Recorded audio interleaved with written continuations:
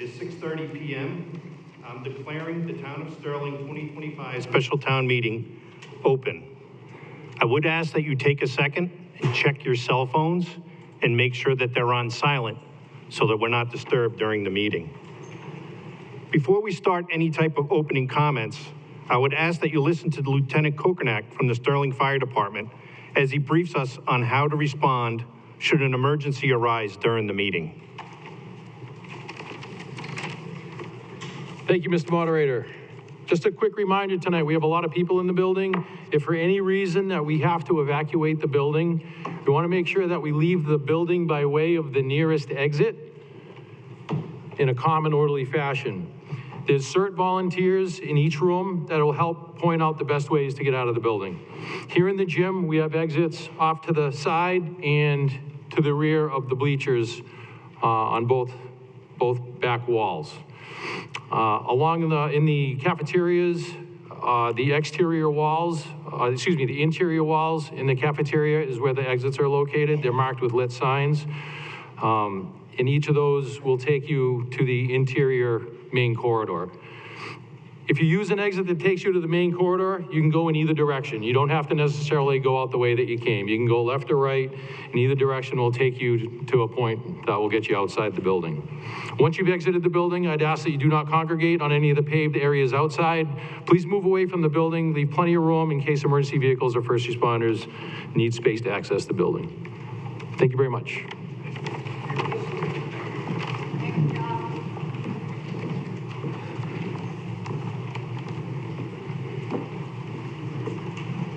Thank you, Lieutenant.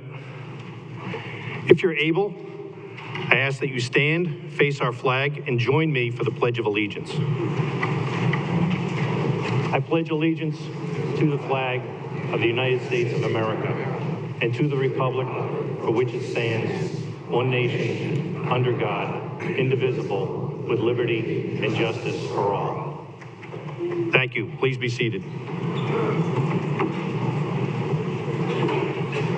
To ensure our town meeting progresses in an orderly and civil manner, rules, some based on statute, some on our town bylaw, and some put in place by the moderator under the authority of Chapter 39, have been established for the conduct of the meeting.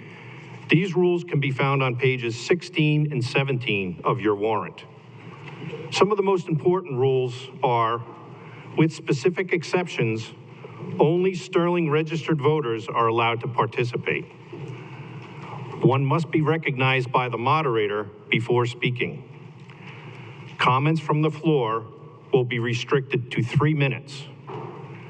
Each voter shall be recognized once for each motion, and all questions are to be directed through the moderator. If you have a question about a specific section of an article, it would be helpful to reference the page and line number when presenting your question. Please be respectful, concise, and in the interest of time, refrain from repeating comments already presented by other speakers. No one should feel compelled to use the full 3 minutes. If you have made your point prior to the full 3 minutes, you may step away and allow the next voter to be recognized. Additionally, for this special town meeting, I have appointed assistant moderators for each of the satellite rooms. I will ask the assistant moderators to stand and raise their hand as I introduce them. In the Choxic cafeteria, Linda Woodland and Michael Pinio. In the Houghton cafeteria, Ben Choslawski and Pat Fox. And to assist me here in the gymnasium, Bill Caldwell will be serving as an assistant moderator. These assistant moderators have the same duties and powers as the moderator, with the exception of recognizing speakers. In order to speak to the meeting, you must first be recognized by me. I am able to see the satellite rooms, and once comment begins, I will work in a round-robin format to assure the voters have an equal voice. Voters in the satellite rooms will be able to see and hear the activity in the gymnasium. The voters in the gym will be able to see the speakers and hear the speakers in the satellite rooms on that screen to my right, to your left. All voters have been issued a voting device. It is important to note that the device will only work in the room that you were assigned. Please remain in that room that you were assigned by the clerk's office at check-in. If anyone has a problem, please see an assistant moderator in your assigned room. Also for this meeting, we have a designated area for non-voters, with specific exceptions such as town employees, school officials, and approved speakers. All non-voters should remain in that designated area. And of course, minor children may stay with their guardians. As moderator, I will read the motion as printed in the warrant.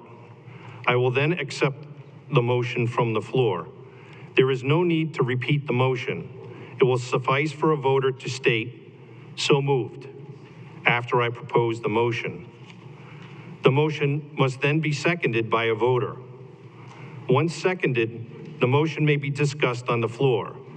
But before I open it for floor discussion, I will recognize any pre-approved presenters and comments from pertinent boards or committees. If you would like to be recognized for discussion, please move to the microphone.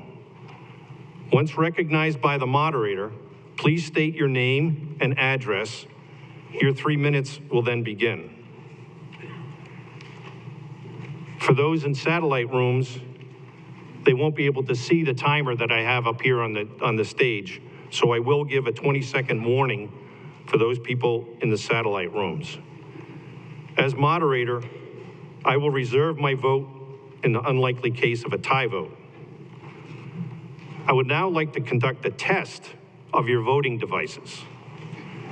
If everyone could please vote with their device, you will have 30 seconds to do so. Once you have voted, you should see the confirmation on the device. Voting starts now.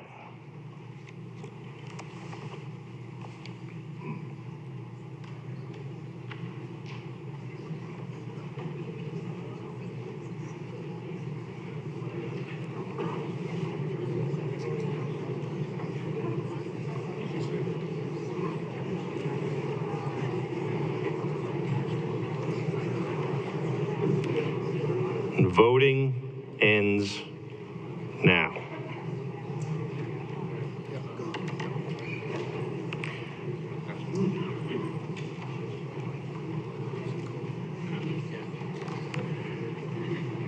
I would like to remind everyone at this point to please return your clickers at the end of the meeting. We pay for these, we borrow some of these, and we rent some of these for this meeting. So if we don't return them, we have to pay for them through our taxes. So I do request that you return the clickers at the end of the meeting. So before I get to Article 1, I will entertain a motion to waive the reading of the warrant. I have a motion. Do I have a second? I have a motion and a second. All those in favor by voice vote, say aye. Aye. Any nays? The ayes have it. Article 1, Multifamily Overlay District, page 4 of your warrant. Passage of this requires a majority vote according to the MBTA Communities Act. I would entertain a motion to move that the town vote to approve the multifamily overlay district as presented in Article 1. I have a motion. Do I have a second? I have a motion and a second. We do have a presentation for this article, and our town planner, Steve Wallace, will present his presentation now.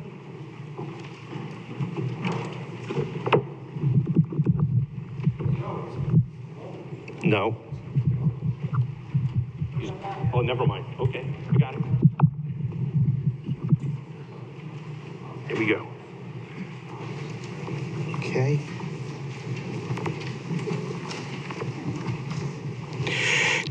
Testing, 1, 2, 3. Everybody hear me? Okay, I'm Steve Wallace. I'm your town planner. And tonight I'm here to talk to you about the ever popular MBTA Communities Act. I've got a brief presentation that I hope will explain what the act means for Sterling and what it doesn't mean for Sterling. And so without further ado, let's get right into it. What is the MBTA Communities Act? Folks, I'm going to be blunt and get right to the punchline. The MBTA Communities Act is a state mandate. It's not discretionary, it's not optional. State's not going to give us a waiver on this. This is the state saying that you shall do this. And what is it that we need to do? We need to zone a certain amount of land in town to allow multifamily by right, as opposed to special permit. Now, I'm going to explain those two terms in a minute, but I know that some of you are probably wondering, how did Sterling get tangled up in this MBTA Act? We're not an MBTA community. Actually, the state does consider us to be an MBTA community. If you take a look at the state enabling legislation for the MBTA Act, that would be MGL Chapter 161A for the lawyers among you. You'll see Sterling and a bunch of other towns listed under other communities served. So the way the law works is any town that has an MBTA train station, subway stop, or a bus route, any town that surrounds that town and abuts it is considered an MBTA community. So because we abut Leominster, and Leominster has a train station, the state does consider us to be an MBTA community. You wouldn't think of Sterling as an MBTA community. Wouldn't think Princeton or Stowe is an MBTA community, but they all are. This law has affects 177 communities in Massachusetts, and a lot of them are rural, and you wouldn't think of them as MBTA communities, but they abut a town that has either a bus, train, or subway stop, so they are considered MBTA communities.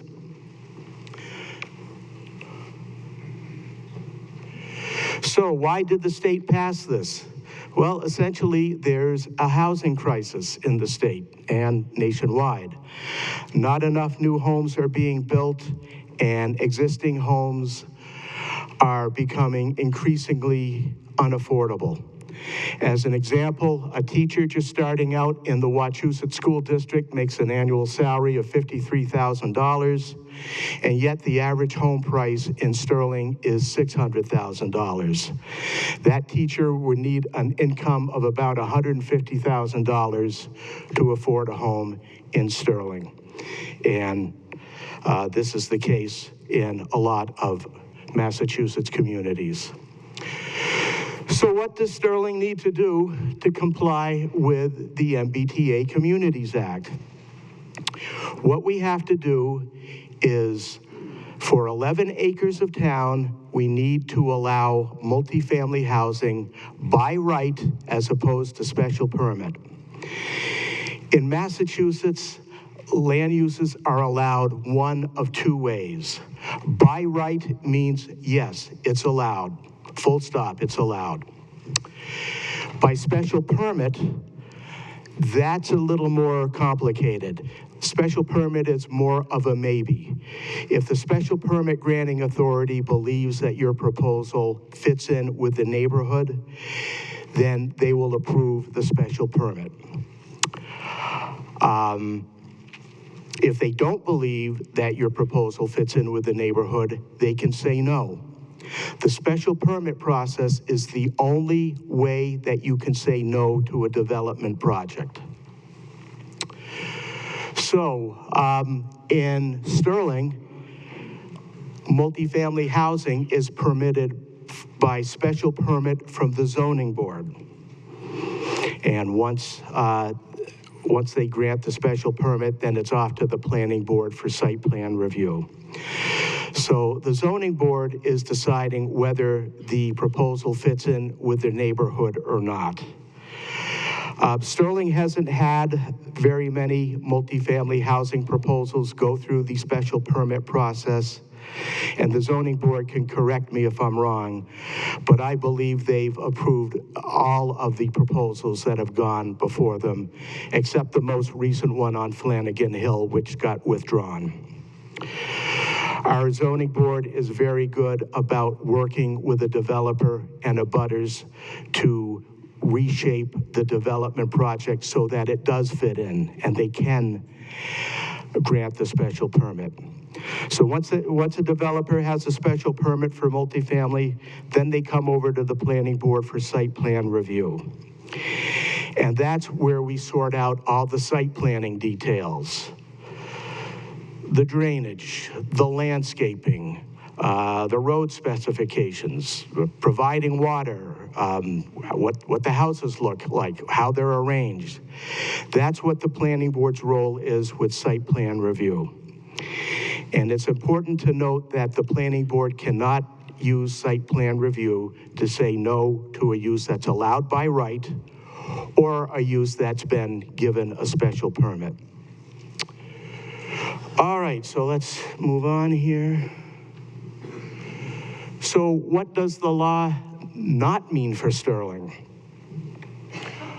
Okay, so the state law requires us to reconfigure our zoning to allow for the possibility of multifamily housing by right as opposed to a special permit. We are under no obligation to make sure that that multifamily housing gets built. The town of Sterling is not in the home building business, and I don't know of any municipality that is. So this overlay district affects 9 properties. All 9 properties have single-family homes on them, and those people can continue using their properties for single-family homes from now until the end of time. Those property owners are under no obligation to use their properties for multifamily housing. They now have the option of doing it by right, but right now they have the option of doing it by special permit. If they really wanted to build multifamily on their property, they could go through the special permit process right now. All this is doing is removing the special permit process for 9 properties and allowing it by right for those 9 properties. They don't have to do it. They can continue using their property as is for as long as they want.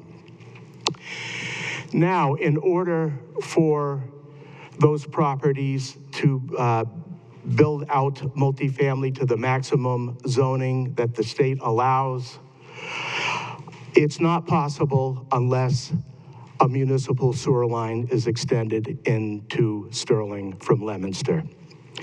Sterling does not have municipal sewer.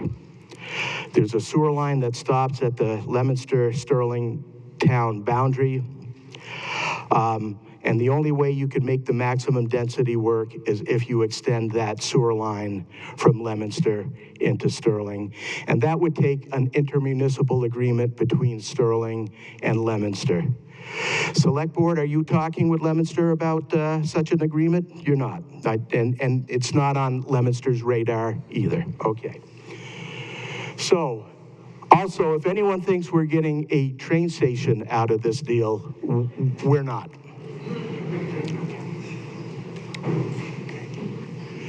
So, let's take a look at the overlay district here. All right, so this is Leominster up here. This is the town boundary.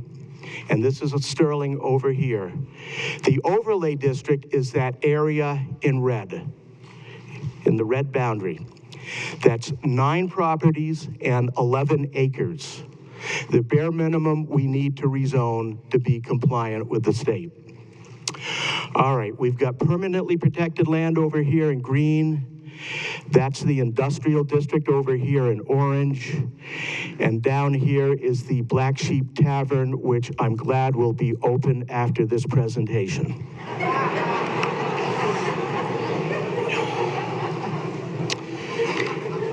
So this is Sterling's zoning map, the entire town. Our overlay district is way up here, okay? That little bitty area up there.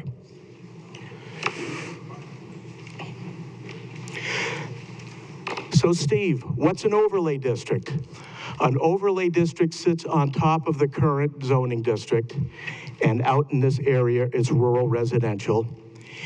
And it simply allows one more use, multifamily, by right instead of special permit. That's all that's happening. For 9 properties, it's no longer by special permit.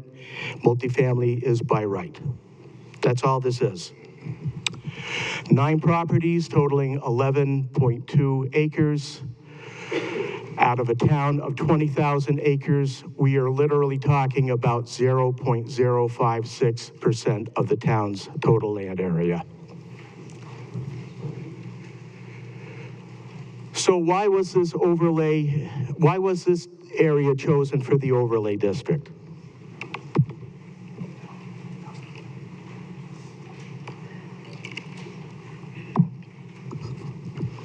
Folks, we've been at this for 3 years now. Our first attempt was placing the overlay district over the Northgate apartment complex. Figuring there's already multifamily out there, we thought that would be ideal. The state rejected that location simply because the 3 parcels that comprise the Northgate apartments, none of them have direct frontage on a Sterling road. Their frontage is technically on a road located in Leominster. So that was out the door. Then we looked at a parcel at the end of Ford Road in the northeast corner of town. And while the state was willing to approve that as our overlay district, the people in that neighborhood were not thrilled with that idea and made that loud and clear. If you've ever been on Ford Road, it's in terrible shape. I doubt that 2 cars could pass each other on that road at the same time. And also the property we were looking at had some wetlands and a stream that served as a cold water fishery. So we decided not to pursue that option.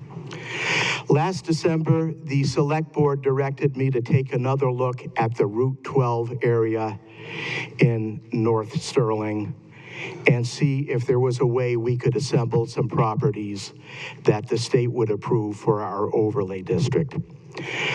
So I spent the spring working with town council and the planners and the mappers at the Regional Planning Commission, and we came up with half a dozen options, basically in the same area. The one we're proposing for you tonight is the only one that works.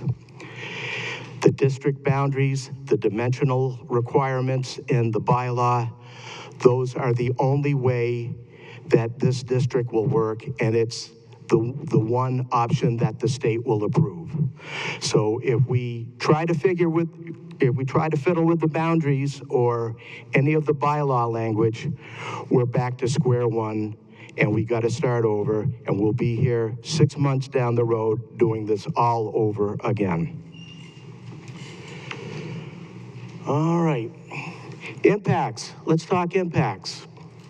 This is a slide given to us from Massachusetts Taxpayer Foundation, and essentially what it says is towns with growing populations tend to see a slower rise in single-family tax bills than those towns that have slow growth or no growth.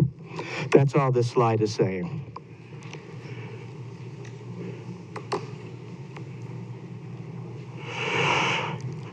Impacts on municipal finances.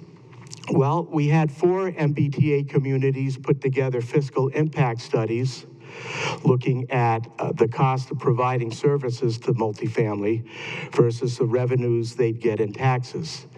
And all 4 studies have found that tax revenues from the new multifamily housing would exceed the cost of providing services. Impact, how could this affect school enrollment?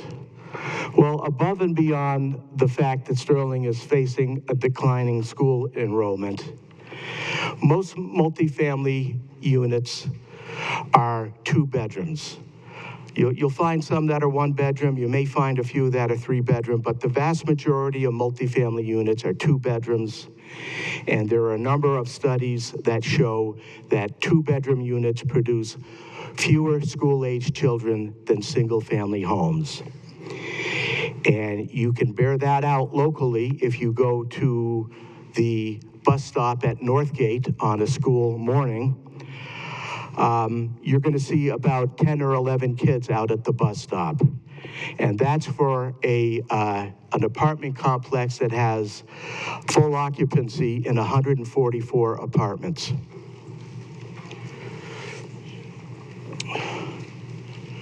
So let's talk about what we're likely to see and the worst case scenario. Okay, like I said, all we're doing is giving 9 property owners the option of building multifamily by right as opposed to special permit. They don't have to do it. They can continue using their property as is forever. So it's up to the landowners whether they want to build multifamily housing or sell it to a developer or stay in their home forever. Let's go to the worst case scenario and say that if a developer bought out all 9 properties, and what's that going to cost, and pays to have the sewer line extended into Sterling, what's that going to cost, and pays to build the building at the maximum density that the state allows, we could see 156 new housing units out there. Now, let's say they wanted that they sold all 9 properties to a developer and he wanted to develop without municipal sewer. In that case, the state's Title V septic regulations would determine the density, and at best you would see 30 to 35 housing units out there. So that's the worst case scenario for if sewer gets extended to all 9 properties, or if they build multifamily without sewer on all 9 properties. The most likely scenario is that these properties will get redeveloped in some manner slowly over time. So what happens if this passes? The town submits the bylaw and map for final approval. They've already indicated that they're willing to approve this bylaw and map as presented to tonight. And the 9 property owners now have the option of using their properties for multifamily by right instead of special permit. What happens if it doesn't pass? Well, the state's going to sue us. And we will be back here in 6 months' time going through this again, probably under a court order. In the meantime, we lose access to all manner of state grants, roads, sidewalks, land conservation grants. We're no longer eligible. And more than that, we've got some grant money that we're going to have to give back if we don't pass this tonight. So I know no one likes having the state impose zoning on us, but that's what they're doing tonight.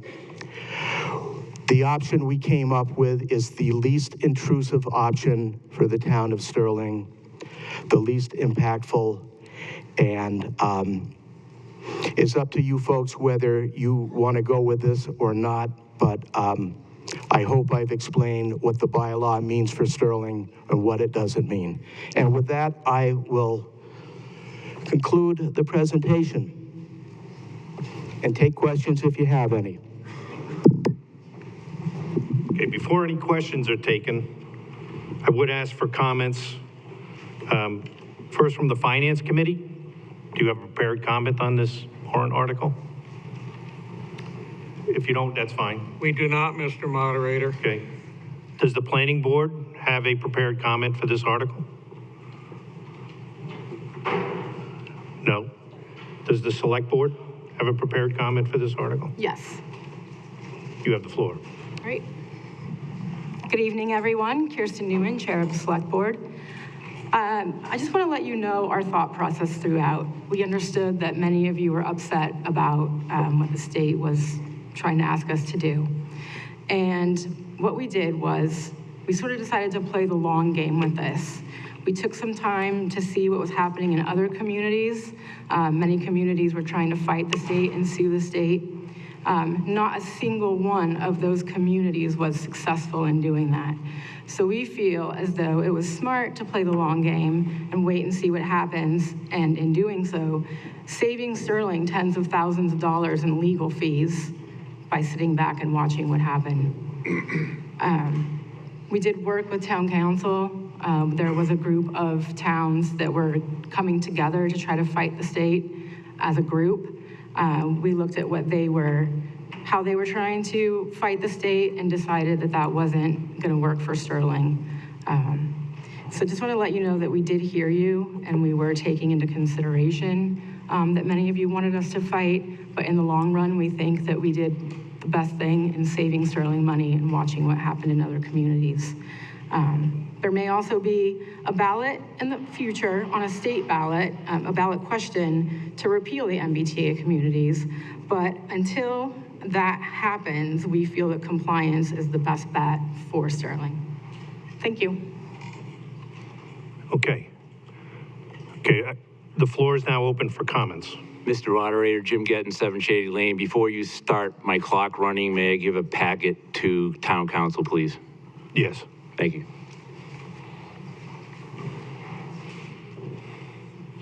Mr. Moderator, even though the Finance Committee doesn't have a prepared statement, I'd like to ask Okay. why they voted. Mr. Gettins, I would ask that you go to the microphone before you address.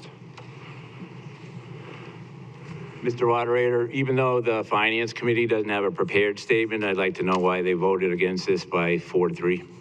And I don't want my time running, I want them to answer. Excuse me, I make the rules here and I take care of the time, okay? Then I'll skip them and I'll ask If you could listen for a second, you can either go through your whole statement and they can answer the questions at the end, or if you prefer, I can stop the clock like I did and have them answer the question. I'd like to have them answer the question, please. Okay.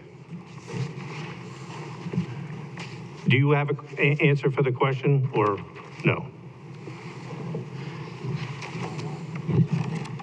Mr. Moderator, this is Joe King, Chair of the Finance Committee. On October 16th, I made a prepared statement at one of our regular meetings, and it reads as follows. I want Sterling in full compliance with the MBTA Communities Law, and I'm focused on the bottom line. This is the Finance Committee. We come at it with an opinion on finances, and that's it. The fiscally prudent approach is to file a formal appeal on the state's rejection of Northgate Meadows as our compliant district and focus our legal efforts there. Number 2, to create a by-right rural residential multifamily zone with an objective site plan review. And 3, rezone the 3 Northgate property meadow parcels into that district, along with 2 additional parcels on the map called 19 and 20 to give the required road footage or road frontage on Route 12 in Sterling. That concentrates compliance where high density housing already exists. It avoids additional service cost deficits that create a town-wide fiscal risk. Importantly, the law lets compliance be done at the town's choice, and that's important. That comes through in the MBTA 40A 3A. It is the town's choice, where and how we decide. So the keys to the town stay with Sterling.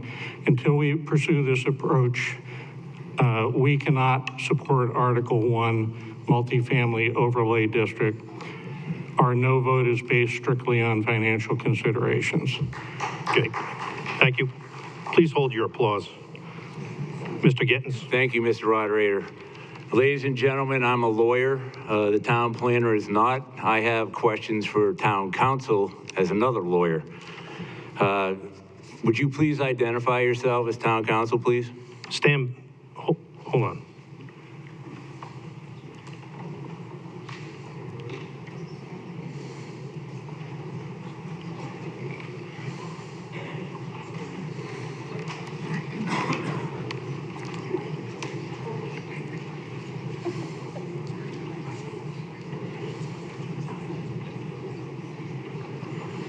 Mr. Gittens, do you have a specific question to ask town council? Yes, I do. Okay. Specific and limited, right? I have a couple questions in view of the fact that KP Law, apparently that law firm that's also town council for town of Weston, has a present challenge on behalf of the town of Weston Okay. in the appeals court. State your question, please. Okay. The question is, as a member of KP Law, in fact, our town council, Greg Corbo of that firm, is representing the town of Weston in a challenge to this statute, which is before the appeals court right now, correct?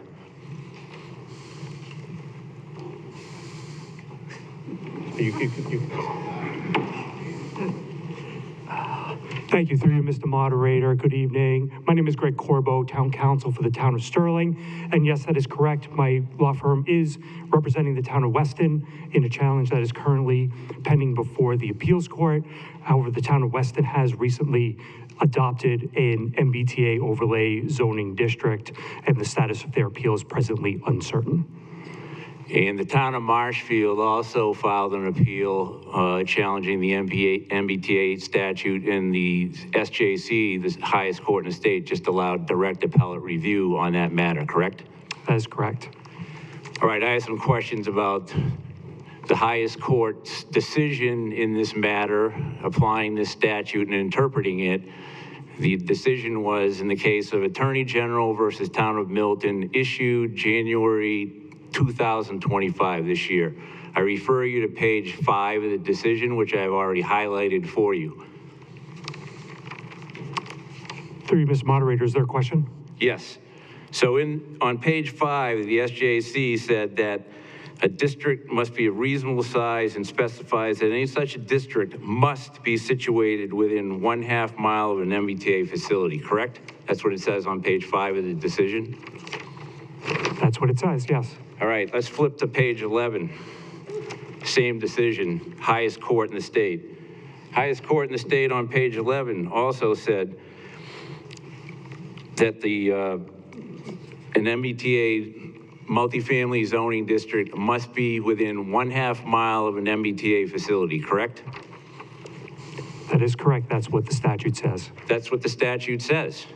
My point, okay? And on page 12, the highest court in the state in that decision said the very same thing for the 3rd time. An MBTA community having a multifamily district must have that district within 1/2 mile of an MBTA facility, correct? That's what it says. That's correct. All right. So there is a distinction between the statute, Chapter 48, Section 3A, that controls the regulations, not the regulations promulgated by the Executive Office of Housing and Livable Communities, right? Statute controls that agency. The agency doesn't control the statute. Well, the Superior Court would disagree with you. Well, you can take it to the appeals court, couldn't you, into the SJC? But you haven't. Well, as you stated earlier, Weston and Marshfield have taken their cases to the higher courts. However, other challengers did not choose to take theirs to other courts, and the select board here in Sterling chose not to initiate a challenge. Okay. And if it were to try to initiate a challenge now, the December 31st clock to pass a compliant bylaw will not stop. And the time that it takes to litigate that case to a conclusion against very high odds that are stacked against you, all the while you will be punished by the loss of grant funds for roads, schools, public safety, and a variety of other things that the town relies upon. So the select board, after issuance of this decision in January, chose not to litigate the matter. Mr. Getz, Thank you. time has expired. Thank you. Okay.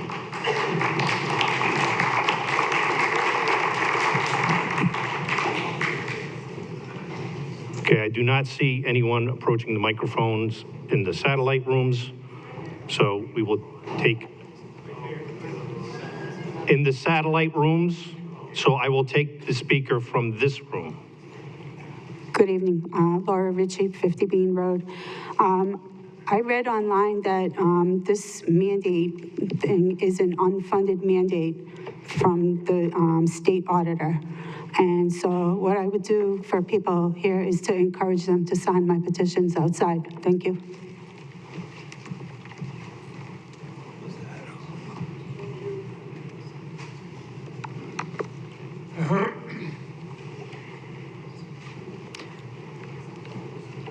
Hello. You may go. Thank you. Kimberly Sykes, 4 Golding Road. So Sterling, if we vote no on this, would be the 16th town this year to reject such a proposal. It's Drake, East Bridgewater, Freetown, Halifax, Hanover, Hanson, our neighbors in Holden, most recently, Marblehead, Marshfield, Middleton, Tewksbury, Weston, Wilmington, Winthrop, and Rentham. And I just want to be specific when we talk about the grants. So I'll ask my question, I'll finish my statement, and then I'll wait for comment. But the specific law says an MBTA community that fails to comply with this section shall not be eligible for funds from the Housing Choice Initiative, as described by the governor in 2017, the Local Capital Projects Fund established in Chapter 29, the Mass Works Infrastructure Program established in Section 63, and the Housing Works Infrastructure Program established in Section 27.5 of Chapter 23B. So my question will be, which, if any, of these does Sterling currently use? We've heard that it will impact roads, bridges, infrastructure, public safety, but there are specifically 4 listed, and I'd like to know what, if any, are the impacts for those specifically. And then relating to the Supreme Judicial Court ruling in January, they said that the law was not presently enforceable because state officials failed to follow certain guideline rules on how to issue the guidelines. So I'll wait for answer to the questions. Who did you want to direct the question to? Any of Finance Committee, if you know which of those we do, and you have some? Okay.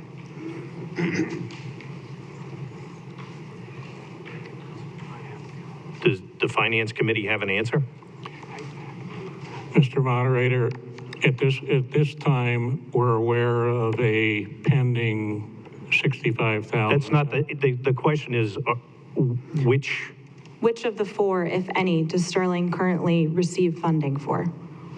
I'm not sure which category of the 4 it falls under, but I am told that it is pending at this point because of the MBTA community's acceptance or not. Okay, because it's very vague. It says municipalities that fail to comply shall not be eligible for a variety of state grants. So it's something that bears a little bit more specificity.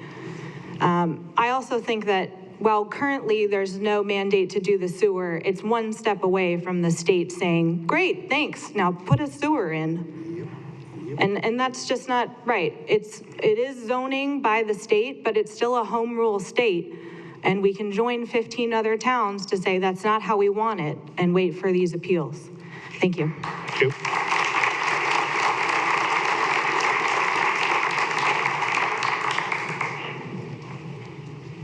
Oh, go ahead. Okay. Hi, I'm Blaine Burchard, 171 Raleigh Hill Road. I'm also a member of the DPW board. I'm speaking, just giving you guys information. First of all, the grants that we will not get. The first one is a Rural Development Fund grant. I'm not sure what part that is for, but it's $68,000, and it specifically says we will not get it if this fails. The second grant would be the Water Management Act grant, which we've applied for and we almost always get, and it's $41,000. In addition, we have the Drought Resiliency and Water Efficiency Grant, which is $49,940. And then there's recycling dividends, which will come in about $2,500 or so. The total comes out to be about $161,440 to $162,000. That's a lot of money. And those are grants that we have a chance of or know we're going to get, but we won't get if we vote this down. So you need to know there's a real number here. Now, you can ask the council what kind of costs there are for the litigations that we will have to spend money on. I've heard anything from $50,000 to $200,000. I have no idea what the numbers are, but it's not free. It's not free. Finally, there's one more thing that I would like to speak of. So those are all facts. I'm going to give you another fact, and it has to do with cooperation with the state. Because of the cooperation with the state, or shall I say, in part because of our cooperation with the state, we have gotten $2.4 million worth of road work that we did not have to pay for. It didn't come out of our pocket. It didn't come out of any of our road funds. $2.4 million in Route 62 and 140 that we would have originally had to pay for, we have not done. And this has come because we cooperate with these people, and they are people. This is not just a state. There are people involved, and we work with them. And so I'm urging everyone to consider the fact that if you tell people that you don't care about their laws, they're going to get a little upset. Some of them are going to get a little upset. And that's going to cost us cooperation in the future. So we have 162,000 and with 2.4 million. How much more do you want to throw away? Thank you. Okay.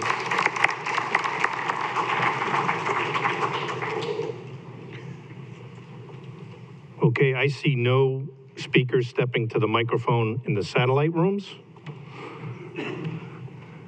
Do we have a speaker? Please approach the microphone and be recognized.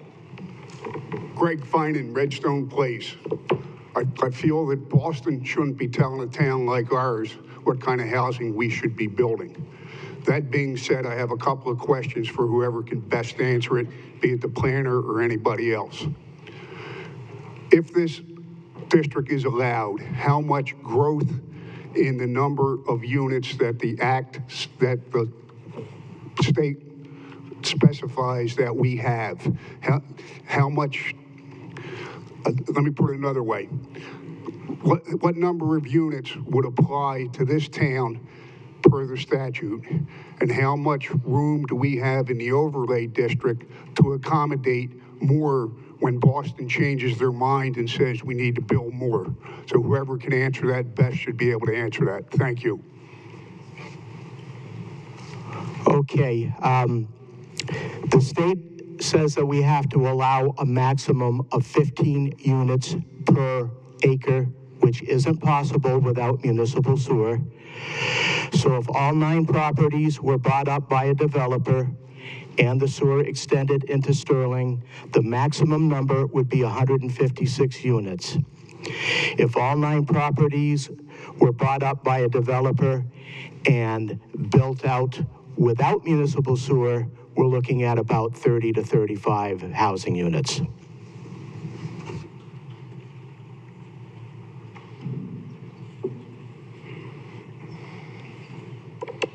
Okay, once again, I do not see anyone wishing to speak in the satellite rooms.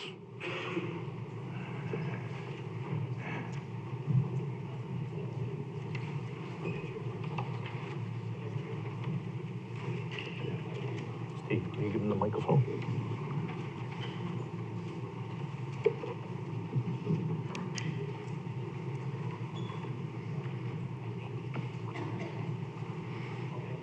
Okay. Bob Dumont, 7 Great Pond Way. I raised my I raised my chair as high as I could so that I could use this microphone here, and I realize now that somebody else was so kind to give me one in my hand. But the fact of the matter is that the Commonwealth, as the presenter made clear today, the Commonwealth needs affordable housing. The town of Sterling has an opportunity to comply with the requirements of a town that's an adjacent town. And by the way, some of the comments that have been made, it seems to me, did not delineate between those towns that are directly involved as MBA towns and BTA towns, and those that are abutting towns. So some of the comments, it seems relevant, were applied to the MBTA towns and how close a town needed to be to an MBTA facility to comply with this housing. That is not the case, I believe, with the town of Sterling.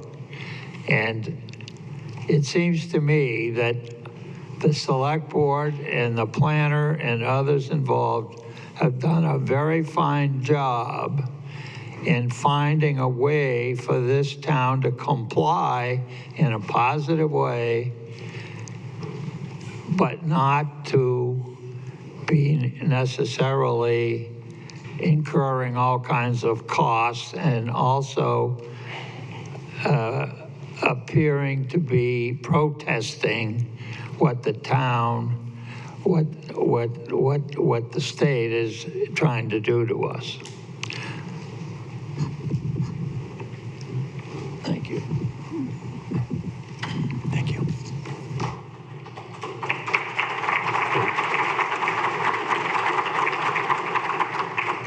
I'm Judith Doherty from Sweat Hill Road, 63 Sweat Hill Road.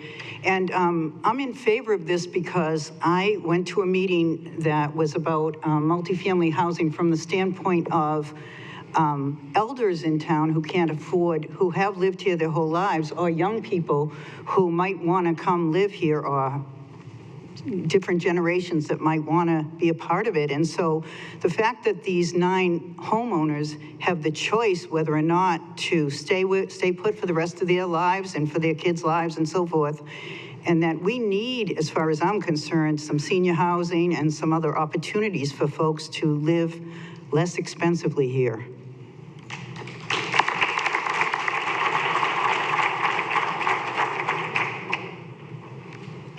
Hi, Will Frankian, 375 Upper North Row Road. Yeah, I think that as a member of the younger generation, I know many of my peers would really appreciate the opportunity to live in a town like this in an affordable way. And so on top of everything else that's been discussed, you know, there's very little downside to this situation and to voting yes for it, and a lot on the table in terms of grants and state cooperation and all that. But we also have an opportunity here to keep Sterling as a welcoming community to those who would like to move here but lack the means. And this is what we have the opportunity to support. Thank you.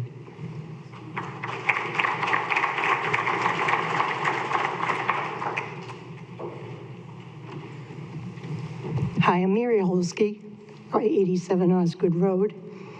And I hear a lot of the comments here, and I have some questions because we're putting our hands in the state, you know, into letting them control what we do here. But one of the statements that the woman just made was that our seniors needed housing and our youngsters needed housing. That housing, when I was at this meeting with Steve in October, was it September, I think, when the state came to talk to us? They said that seniors would not be eligible in that housing. They said it was for the youth only. If you go back to the presentation, well, that's the question and answer session. That's how they answered it. So I don't know what to do. We better check it out before we sign up for it. And the second thing is, too, is, yeah, I want the young kids to have an opportunity to live in this town. It's gorgeous. But I don't want them to be put up in an apartment building where maybe they're even like offered as condos. You know what they do in Canada? They give you 30 and 50-year mortgages. And once that mortgage is done, you just get to renew the mortgage. But you never own the land underneath it. You'll never own the land underneath it. And I just want to make sure everybody understands that. Thank you. I don't know what that is.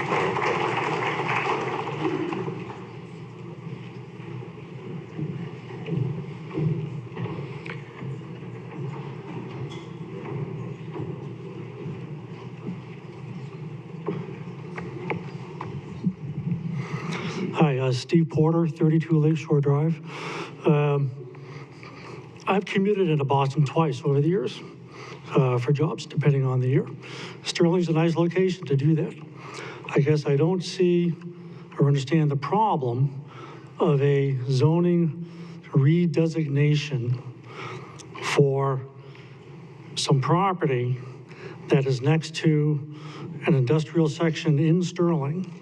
And on the other side, it's next to an apartment building complex, which is next to the RMV, which is next to power lines, which is next to a junkyard, which is part of a big industrial section in Leominster.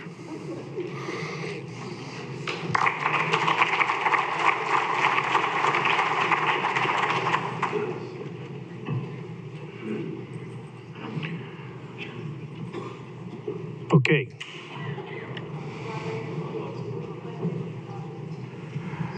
I'm Gabriel Heilig, Hazelhurst Way. I want to speak in favor of this motion for the simple reason that the great likelihood is that nothing will be built in this overlay district. It is simply required by law that we have one, not that we build anything. However, if we vote this down, as Blaine indicated, there's a lot that will be lost to this town. You know, over $2 million, as well as pissing off a lot of the state legislators that we have to deal with on an ongoing basis. Thank you.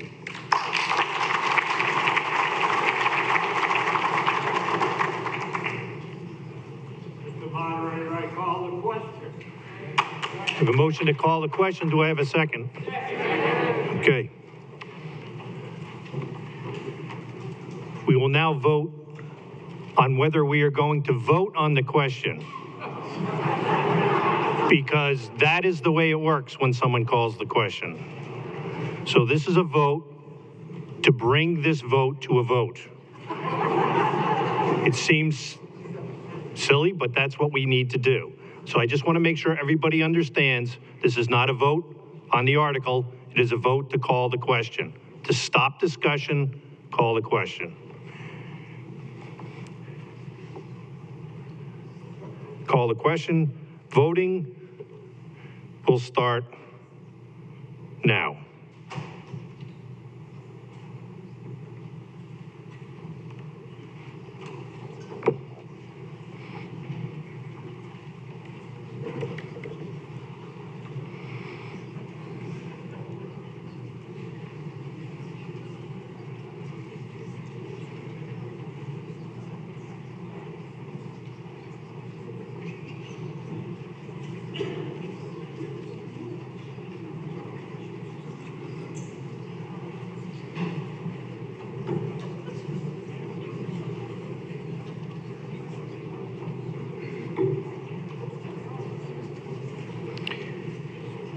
Voting ends now. To call the questions, we have 566 yes votes, 19 no votes. The motion passes. We will now vote on Article 1.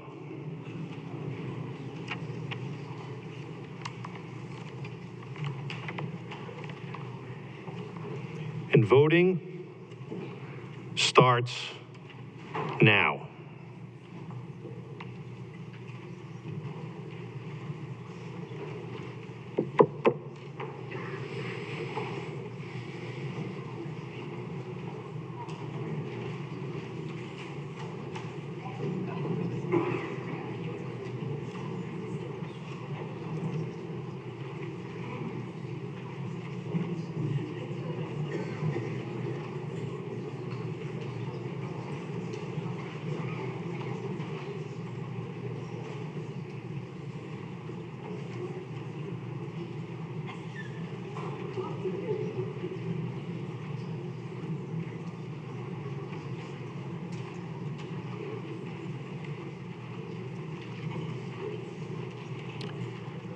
Voting ends now.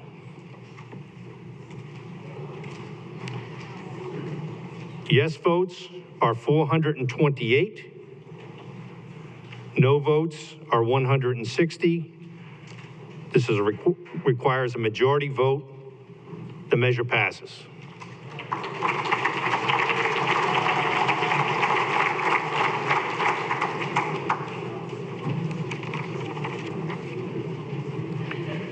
We will now move to Article 2, DPW design funds, found on page 9 of your warrant.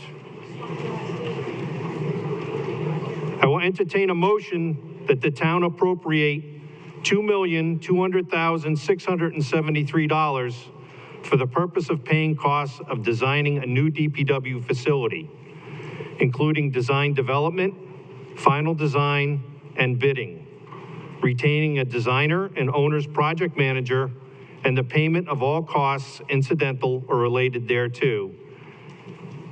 And that to meet this appropriation, the treasurer, with the approval of the select board, is authorized to borrow said sum under and pursuant to General Law, Chapter 44, Section 7, Subparagraph 7, or any other enabling authority, and to issue bonds or notes of the town therefore, and to approve Article 2 as set forth in the warrant, provided, however, that no amounts shall be borrowed or expended pursuant to this vote, unless the town shall have approved a ballot question to exclude the amounts required to repay any such borrowing from the levy limitations of General Law, Chapter 59, Section 21C, also known as Proposition 2.5.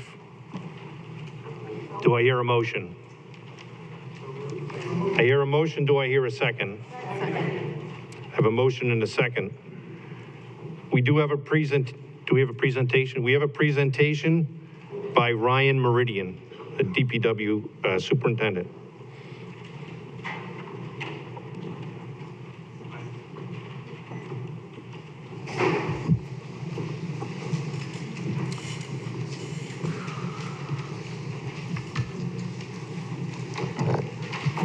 All right, good evening, everybody. My name is Ryan Meridian. I'm your DPW superintendent here in Sterling.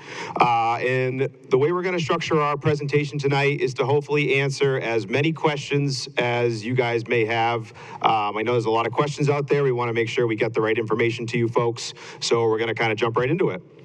So we'll start off with, why does Sterling need a DPW facility?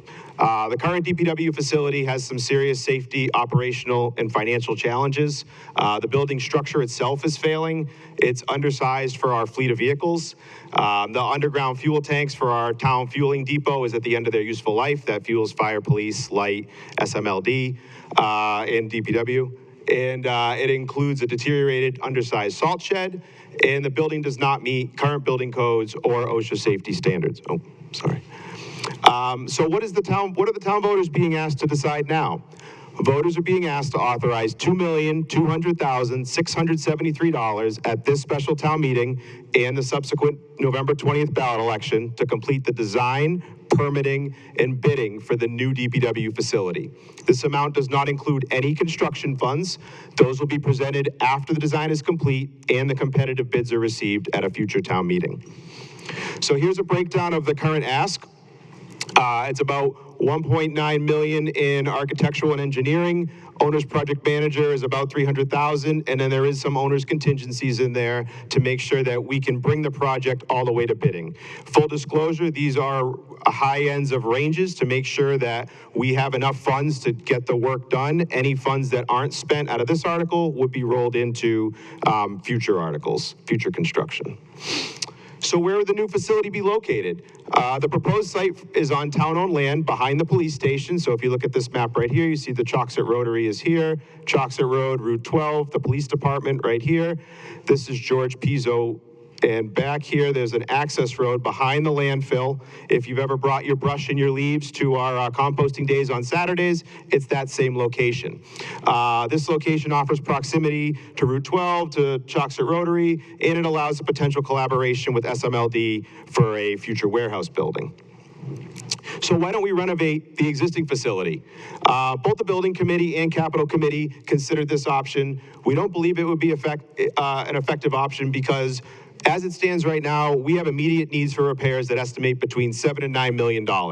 This does not address any needs for the undersized facility. Renovating the existing building would trigger bringing the building up to building codes. That includes compliance with energy codes, structural seismic codes, ADA codes, energy and insulation systems for all the perimeter walls and roofs would need to be replaced. And finally, public works operations would likely require temporary facilities for the duration of that construction, which can add in the vicinity of $1.5 million to the total price tag. So if we're not going to renovate the building, why don't we just build on the existing site or add a building to the existing site? So here's our existing site right now, and as you can see, here's our existing building with the multiple different additions. Here's the salt shed.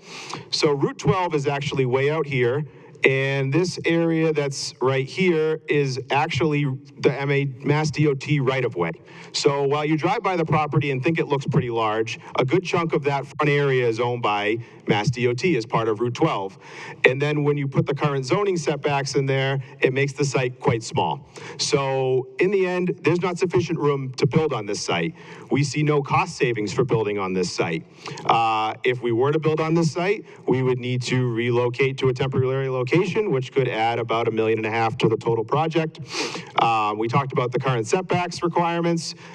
For building a facility with adequate size, it's just not feasible. And finally, the environmental impacts. There's a tributary very close that goes right to the Wachusett Reservoir in the back of the site. It would fall under DCR jurisdiction in their permitting process.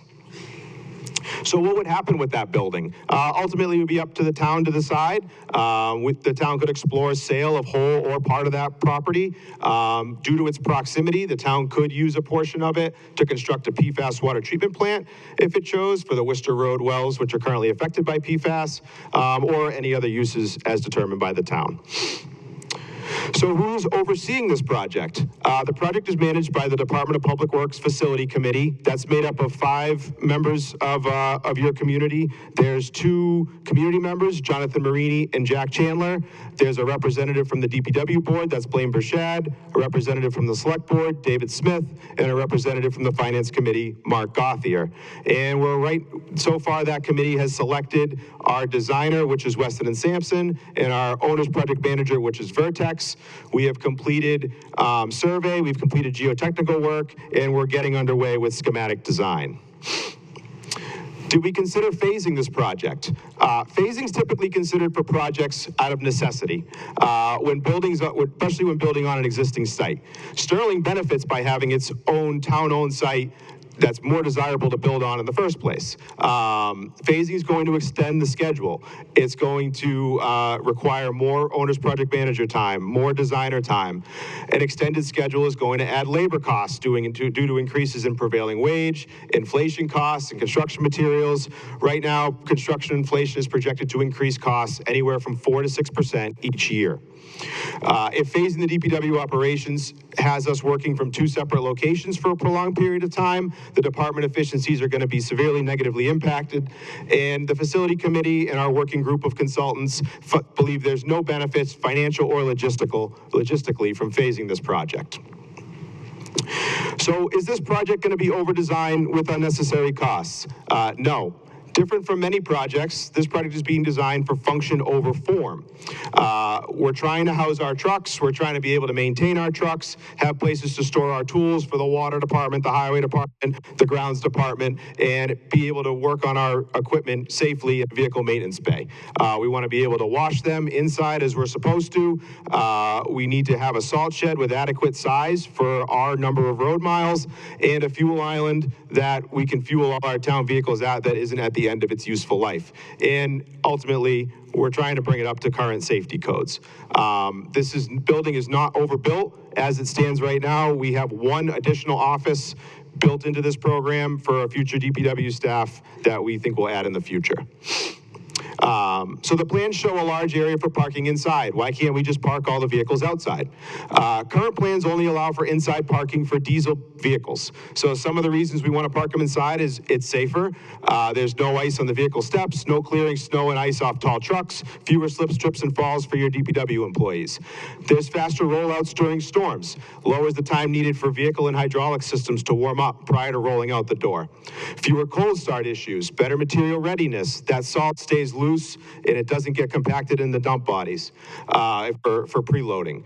It can extend the life of the equipment. It lowers parts consumption on that equipment, less cracked plastic, less broken hoses, less replacement or downtime during storms. And cleaning a cleaner equipment ultimately makes repairs easier and more high quality for our vehicle maintenance technicians. Just for context, the current replacement value of your fleet is approximately $6 million. That's your DPW fleet. So how much longer does large equipment last when stored inside? Vehicles and equipment are expected to last an additional 3 to 5 years, while also retaining a higher value for trade-in or auction if they're parked indoors versus outdoors. Just again, for context, to replace a 6-wheel plow truck today, it costs about $315,000. And we're being told by the vendors that we deal with and other industry vendors that as of right now, we should be carrying 10% increases on that annually. So what are the employee safety benefits of this new facility? Proper building ventilation for the garage and office areas. Accessibility around parked vehicles inside that garage. Proper vehicle lifts for heavy vehicles to be able to lift them and work on them inside of our garage. Updated fuel island facility for all of our town employees who use that fuel island, like I mentioned, fire, police, light department, DPW. And a properly sized salt shed that allows equipment to go in and out without having risk of hitting a door, hitting a side wall. The same thing with dump trailers and dump trucks that are coming to deliver us salt. Is this project a truck palace or a garage mahal boondoggle? No. The space requirements to operate our Department of Public Works are concurrent with our operational needs. The proposed facility compares closely with Department of Public Works facility of similar sized Massachusetts towns when you compare a number of different factors. DPWs are not apples to apples. No two are the same. So we're looking at road miles, staff, population, fleet, in the operations housed within the facility. We need to look at, are towns doing their own plowing, or are they subcontracting them out? That's gonna mean they have less vehicles. There's a lot of different factors to look at. The DPW facility is trying to bring this project promptly to prevent it from becoming a boondoggle.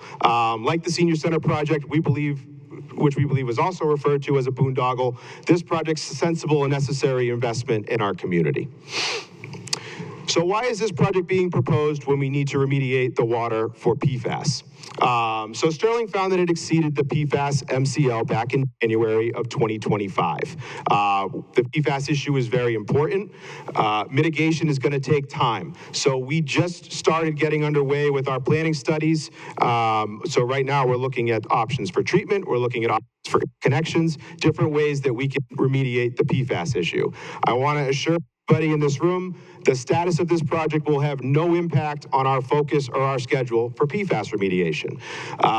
Just for clarity, any PFAS remediation that's treatment or interconnection or whatnot, that's going to be funded through grants and through water rates. So that won't be, per se, taxes. Will it affect the taxpayers? Yes, but it will be funded through water rates and grants.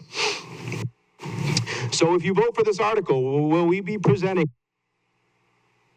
at a future town meeting? No. When the $33 million number was presented in September, it referred to the total project cost, inclusive of the design money being voted on at this and past town meetings. However, the building committee has listened to the feedback from the public meetings and presentations made to date and committed to reevaluate the scope to bring a lower project cost back for voter consideration. So just as a reminder, Article 2 at this town meeting in the November 20th election does not commit any construction funds. So what is the estimated cost of the project? As it stands right now, we're going to provide ranges because the project is, I would say, close to its infancy stages. We're looking between 22 and 25 million for the actual hard construction cost. That's the bid from the general contractor to build the project. Soft costs, which include design, project management, testing, IT, equipment, contingency, are ranged from 3.5 to 4.5 million. The number we're requesting tonight is included in that soft cost number, as is the 500,000 that we were approved for in the spring, which brings the total conceptual project cost to 25.5 to 29.5 million. So how are we going to control costs? Well, we have some measures in place currently, and we have some measures we're going to be looking at in the future. Currently, our biggest way to control costs is through schedule management. So we're trying to proceed promptly to capitalize on the current market conditions and to minimize those inflation impacts. Currently, bids are coming in 10 to 15% lower than construction estimates. That could see a savings of 2.5 to 4.5 million on the numbers that I provided on the previous slide. Inflation increases construction 4 to 6% each year. That means that each year this project will go up between 1 and 1.7 million. To minimize delays, we want to minimize delays to minimize repairs to the existing building, which could cost anywhere between 7 and 9 million. I just want to make it clear that the numbers that we provided on the previous slide were already forecasted forward 1 year to 2020, because that's when we'd be hoping to this project. Some future measures to explore. We're going to continue to work on our program, minimize that square footage. We are starting to work with SMLD. They're looking for a place for a warehouse. They can help offset some of our site development costs. If we have a common goal of getting a road down there, water, electric, different infrastructure down to that site. We can look at the Water Enterprise Fund. They're going to be using this building for to house their trucks, to work on their trucks, to house their offices. There could be some contributions from that. There may be some potential future grant opportunities. They tend to be rare with buildings like this, but we're going to be exploring all options. And finally, we can look at auctioning some of the remaining gravel that we have on that site. There's a large area of gravel on the back that we can look at auctioning. So why is a building project like this so much more expensive than a similar building built privately? Massachusetts Building Code classifies a DPW facility similar to a police department or a fire department in a risk 4 category of the International Building Code. That's the highest risk category, I believe, and it enhances the code requirements, enhances the structural requirements. Chapter 149 of the Mass State Law requires that we have to use a public bidding process. So what this means is that every single aspect of the building has to be detailed out in both plans and specifications prior to presenting it to contractors so they can provide their price. That's thousands of pages of specifications and hundreds of pages of drawings required for this step. And finally, everybody's favorite, prevailing wage rates and filed sub-bid requirements are required on public projects, which are commonly known to increase the cost by 25% or more for each of those items. Can't you just build a pre-engineered steel building? Yes. As currently designed, the entire building is a pre-engineered steel building. While it may not be one large rectangle, it's a series of smaller rectangular pre-engineered structures. So how much is this project going to cost you as a taxpayer? So I want to make it clear the numbers below are based on Sterling's average household assessed value of $558,873. That's the average single-family home. And they assume a 3.5% bond rate for 30 years. So just for context, 67% of the properties in Sterling are assessed below that number. So we'll pay less than this. That's 2/3. Article 2 impact, so that what we're asking for tonight in the whole grand scheme is $36 a year. And the estimated construction cost, which we would be hopefully asking for next fall, is an additional $384 to $450 a year for a total impact on the average homeowner of $420 to $486 a year, or 5.84 to 6.75 increase in taxes. We've seen 11% out there. I'm not sure where that number came from. This is the percentage increase that we're looking at. So what this equates to is about $96 to $113 on your quarterly tax bill if this is your home value. I said 67% of properties in Sterling below that value. So what are the next steps in the process for this project? Voters will vote on the borrowing authorization at the November 20th ballot election. If that's approved, design will continue through the steps. This includes at least 3 independent cost estimations for this project and numerous chances for the DPW Facility Committee to adjust the building program. After design and permitting are complete, the project is going to be competitively bid to contractors. In a request for full project funding using that actual low bid, we would hope to present to you folks at the fall 2026 town meeting. So here's how we get there. Here's our road to our total project cost. Back in May, we approved $500,000. So far, we've selected a designer, owner's project manager. We've worked our building program, completed site survey, completed geotechnical work, and we began our schematic design. We're here right now asking for an additional $2.2 million in hopes to take advantage of that construction market and reduce those inflation impacts. So we're going to be completing the schematic design, one detailed cost estimate. We get to design development, which is the next, the real nitty-gritty of the design, another cost estimate, construction documents, which are like your 90-100% documents, another cost estimate, permitting, contractor pre-qualification, then bidding. And all of this we plan, or we would hope to do within the next year, and come back to you folks in November of 2026 with a hard bid, hard number, no guesses, no questions in our hand. So what happens if this project fails? The building committee will determine the next steps if the article is not supported. Costs for the project are forecasted, like I said, to increase 4.6% annually. The need for a new facility is not going away. The project will be reworked and represented at future town meetings, and the existing DPW facility, like we stated, is beyond its useful life. It needs between $7 and $9 million worth of repairs. Funding requests to keep the facility operational will be requested in addition to us pursuing the new facility. So thank you for listening to us tonight. I'll turn it back over to the moderator.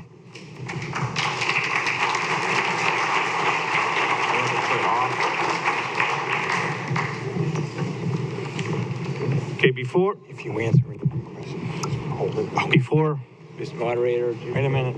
hold on, Jim. Before I open it to the floor, I will ask if there's any prepared comments from the DPW Facility Committee.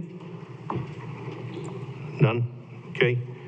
From the Finance Committee, any prepared comment?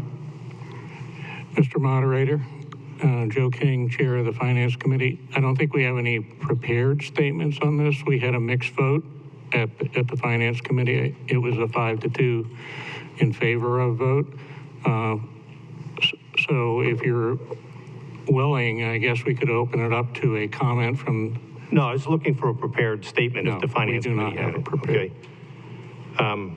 And the Select Board, do you have a prepared statement? Comment? No. No.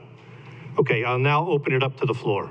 Mr. Gittens. Thank you, Mr. Moderator. Jim Gittens, 7 Shady Lane. Mr. Meridian may not know where the 11% tax hike figure came from. That would be 11% for 30 years on the borrowing bond, but I know where it came from.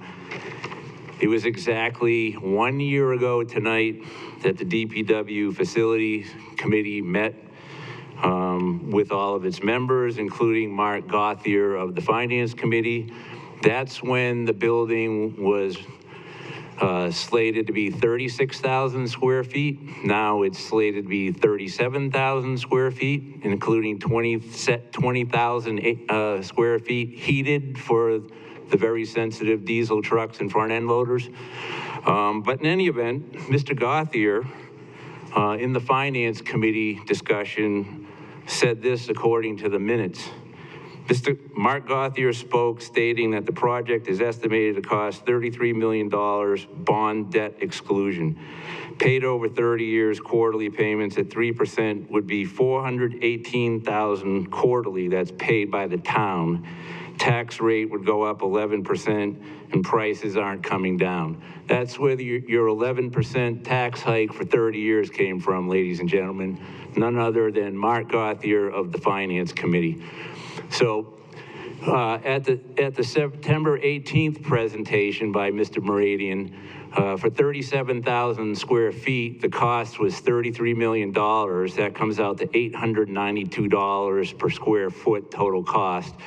I would note that the town of Berlin DPW building, 13,000 some odd square feet, was built in just 7 years ago for $4.1 million. So you can figure out the per square foot cost on your calculators. And right now, the town of Guilford, New Hampshire is building a 22,000 square foot DPW building for $11.2 million, and that includes rock ledge removal that added to the cost.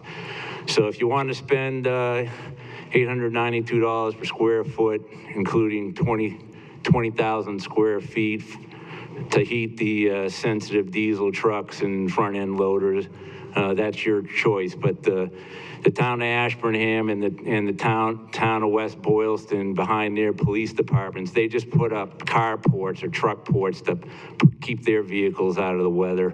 And they use engine block heaters, plug-in electrical engine block heaters, if they have difficulty starting their vehicles in the wintertime. And that's what all the oil companies around here do. They keep their trucks outside all the time, and they use plug-in engine block heaters in the winter. So if you want to hose yourself, that's your call, but I'm voting against this.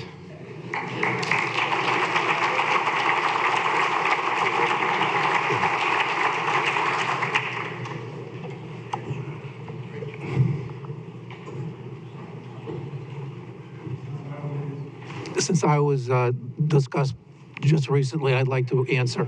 Is that microphone on? Mr. Gauthier, did you have a comment? Yes, I did. I do. It's working now. Okay. I apologize if the minutes indicated that I stated that the project itself was going to cost 11%. I consider myself the liaison between finance and the subcommittee.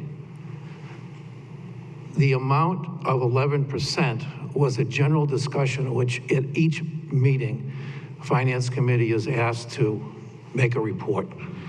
That 11% at that time, and that's not saying is current, was a combination of our estimated regular increases, which would include school teachers' pay increase, cost of living, town employees' cost of living increase, step raises, and so forth.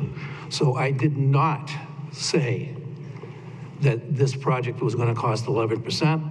If I did say it, I would have been stomped on by the other members of the committee. So Okay, thank you, I apologize I apologize if the minutes stated otherwise. Thank you, Mr. Gauthier, for that explanation. Okay. I do not see any speakers in the other room, so we will. Laura Ritchie, 50 Bean Road. I just wanted to remind people that at the May town meeting, that we voted, because we're an aging community here, we had an article in the warrant to have a tax deferral for people that have hardships that may not be able to afford their taxes. With the increasing taxes in this town, you know, it's becoming unaffordable to live here. So if you're having a hardship with paying for your taxes, you're allowed to use the tax deferral program, and you have to be 65 years old by July 1st, and you have to occupy here for at least 5 years, and you have to be a resident Ms. of Reese, Massachusetts. You need to keep the comments within the four corners of the article. I am. I'm telling people what they have an opportunity to do, okay? If they can't afford to No, we're pay not this. talking about tax rates. We're talking about the DPW design funds. Yeah, but it's So- gonna cost people money, okay? If they can't afford to pay for it. Ms. Reese, please keep your comments to the article, I please. just want to let people know that they can defer their taxes. Thank you. Kimberly Sykes for Golding Road. If you can't afford your taxes, please vote no on this. One of the things that is really staggering to me, I voted yes in May. I wanted to see what the design would be. I'm going to vote no today because this, to me, they didn't come back with something that was tenable for us as a town. This is too much. We just talked about some great points made about wanting to be a welcoming town, and I respect that's what we want to do. But in doing so, we need to make it still affordable to live here. Everything that was mentioned in the presentation was fantastic. If I could give all of that, I would, but we also know that there are going to be other things. We talked about 4 to 6% inflation costs, rising taxes for covering our school budget. You know, we're going to have other equipment purchases for the town. We talked about the PFAS and our water rates going up, all those things. This is a great idea for a project, but it's just too much. We have to do better and be fiscally more responsible as a town. We can't have everything that we want. We just need what we need to have a functional DPW. And I don't think this is it. And so I can't in good conscience support 2.2 million for something that is right now not within our budgets. So I will be voting no.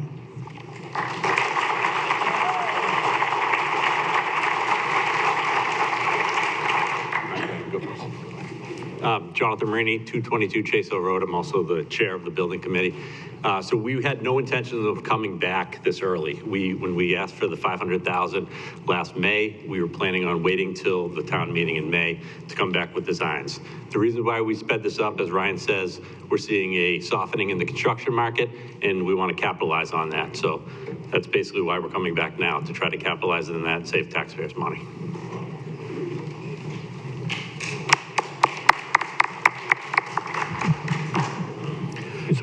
Dan Flaherty, 27 Honeycrisp Way. Just looking at number 16 here in the DPW zone numbers, where it says it's going to be, what, $29.5 million, so 30 million. And that's assuming a major construction project is completed without any kind of significant cost overruns. We can make our own guesses on the odds of that. And the DPW's own numbers are talk about like a $100 increase on the quarterly tax bill. I guess I don't know how other people react to that number, but for me, and I think for a lot, and for other people who might be on fixed incomes, that's a lot of money to have to squeeze out every single time. And finally, again, according to the DPW's own figures, you can fix up the existing facility for, you know, a third of the price tag. So I guess my question to the voters is please consider the people for whom an extra $100 a quarter under the best case circumstance is a lot of money. And my question, not even a question, really, statement for the DPW is to please consider maybe the overall economic times you're living in before you come for a more lavish project like this. So that's it. Thank you.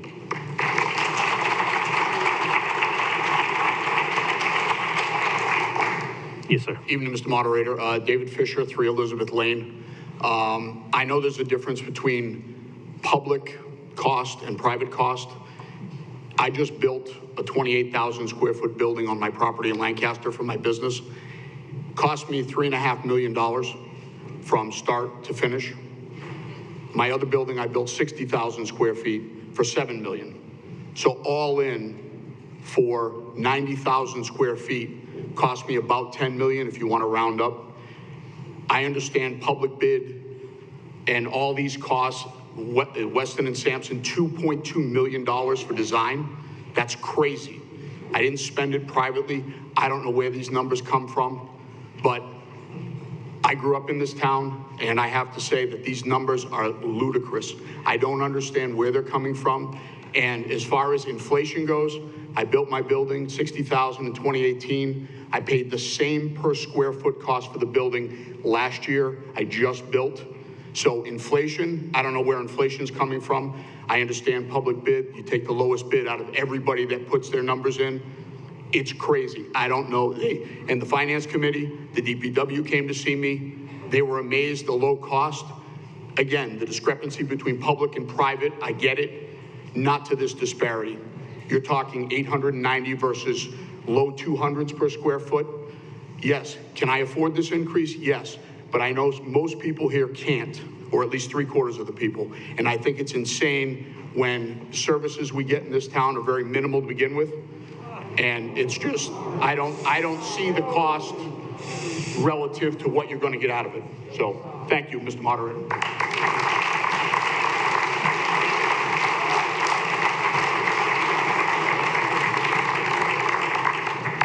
I'd just like to respond to that. I apologize to Mr. Fisher that our services aren't where they should be. However, we did tour that facility, and what I will say is it's not apples to apples. I wish it was. We went in there, we walked around, we said, boy, if we could build something like this for this cost, it sure would be amazing. We're not making up these numbers. These numbers are consistent across the entire state of Massachusetts. We've looked at a number of different DPW facilities. We plotted them all the way back from the early 2010s, all the way up through current. We go based on what other facilities of this type include. So this facility is soup to nuts. It includes every single office chair, it includes vehicle lifts, it includes everything we need for the facility. So just wanted to make that clear that that's some of the disparity, along with the procurement laws, the prevailing wage, things like that.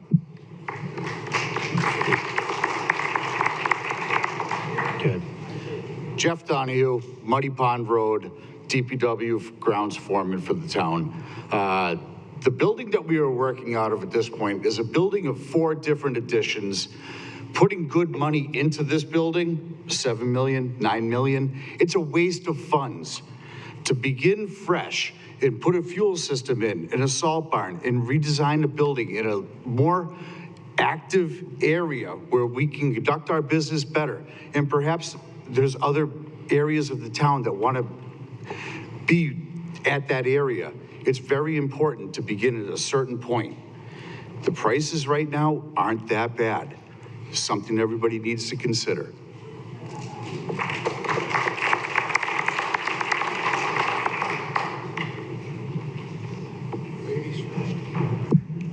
Yes, ma'am.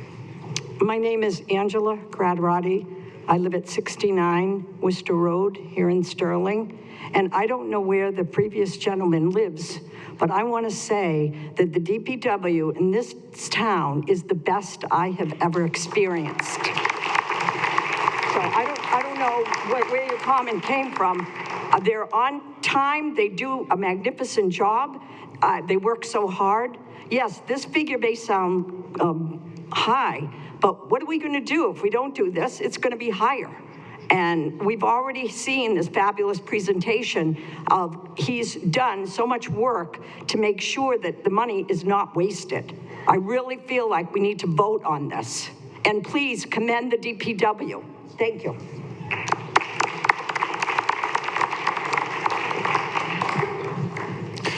Hi, Will Frankian, 375 Upper North Row Road. I don't want to take credit for being the winning vote at the last town meeting where we approved the last funding for this project, but it did only pass by 1.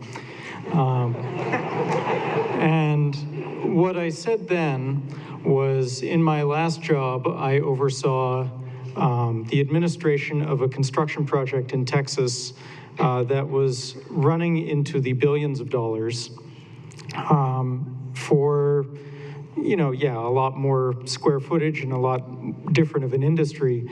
But looking at the breakdown of the money spent so far, I'd say they did a very commendable job going in at or possibly under what we approved.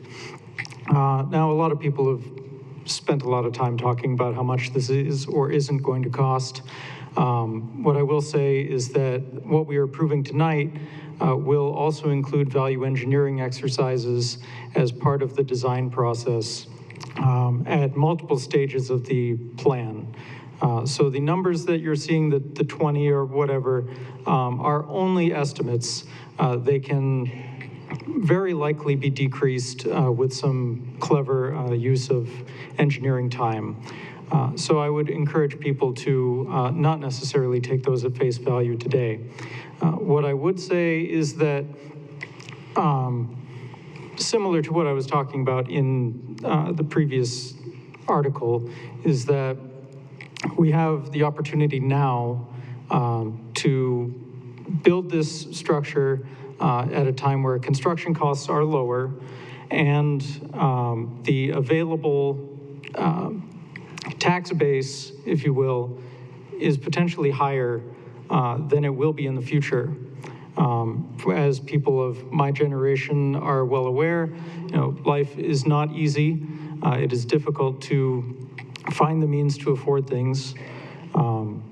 So it is, hard to look at that number and say, oh yeah, that's a great idea.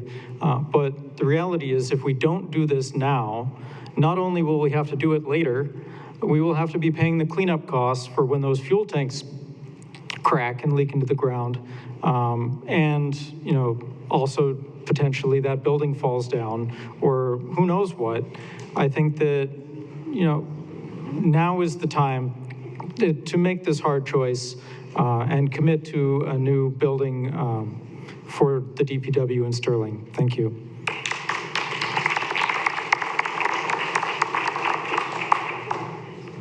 Ed Furman, 8 Goulding Road, Sterling, Massachusetts. Little difference in from the other speakers. Is this a design build situation with a contractor, and will it be built? Will it be bidded? Thank you. This is not a design build. This is a design bid build. So this is be put out to public bidding. Our owner's project manager would pre-qualify contractors who are able to do this type of work and are known to do this type of work in a quality way. Those would be the ones who are able to bid on the project, and then it would be publicly bid via sealed bids. Is there going to be? Thank you. Please go to the microphone so that everyone can hear the question. There will be, based on what you just said, additional bidders to various contractors. Yes, so the Massachusetts procurement laws require what's called filed sub-bids. So believe it or not, each discipline is going to bid separately: electrical, plumbing, HVAC, painting, and whatnot. The general contractor then selects one of the individual trades, puts it into their bid. So each general contractor's final bid, that's the number, but it includes numerous sub-bids from other trades. That's how the public building works. Thank you.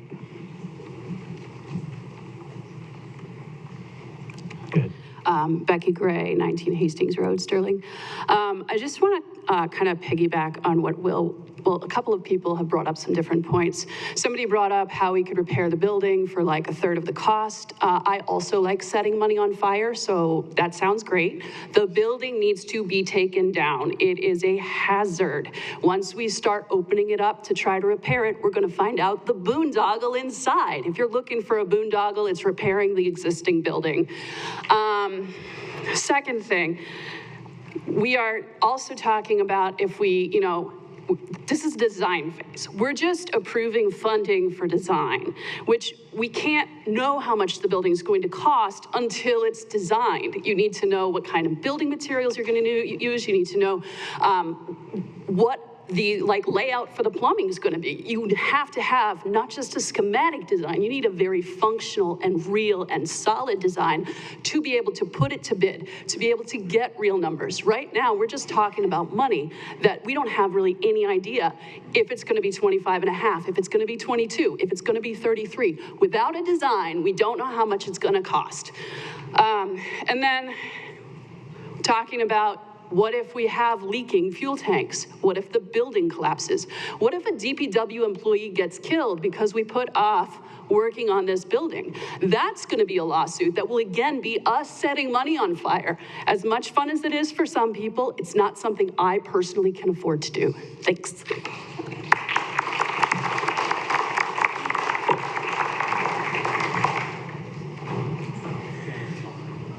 Hello, Carolyn Heimberg, 2 Allison Way. Hold on a second.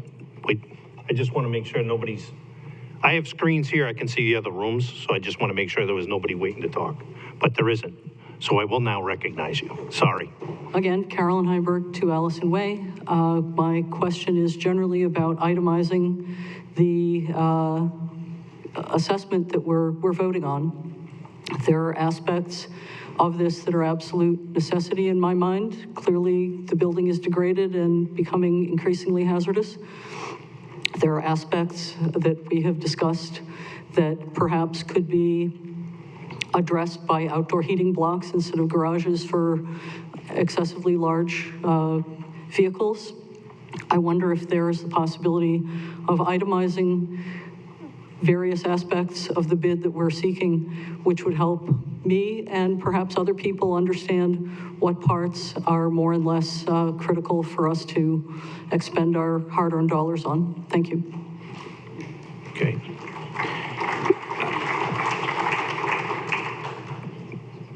Do you have an answer to that, Ryan? I'm not 100% sure I understand the question, but if you're wondering, like, size-wise, what we're looking at, so it's about 19,000, 20,000 for what we call conditioned space. So 40, 45 degrees, that's where we'd store our vehicles, vehicle storage, the indoor diesel vehicles. It's about 5,000 square feet for the vehicle maintenance space. So keep in mind, we do all our own in-house mechanics work. We do all the preventative maintenance on police and some of the small fire vehicles, things like that. There's some square footage, I can't remember off the top of my head, for what we call workshops. So it's a small garage bay for each division. And then it's about 2,500 square feet for the offices. So the office admins, myself, water foreman, DPW foreman, and then it's about 2,500 square feet of employee facilities, lunchroom, locker room, bathrooms, mechanical rooms, things like that. So that's the breakdown of square footage. We don't have a price on each one of those until we go to independent cost estimates. Okay. Thank you. Gabriel Heilig, Hazelhurst Way. I moved here to Sterling about 2.5 years ago, and I want to commend all of you. This is absolutely the friendliest, most relaxed human environment I've lived in, and I've lived everywhere from Boston to Honolulu. So that said, it's also been my observation and experience that the work that needs to be done by a Department of Public Works is done better here than I've ever seen it done, wherever I've lived. I'm not in any way competent to judge the numbers of the cost. But given what I know about the DPW and the quality of the work it does, I'm inclined to trust what Ryan has said. I don't think he's interested in burning up anybody's money. But it's clear that the building they operate out of is not sustainable. So something needs to be done. And as they say, you can pay me now, you can pay me later. Thank you.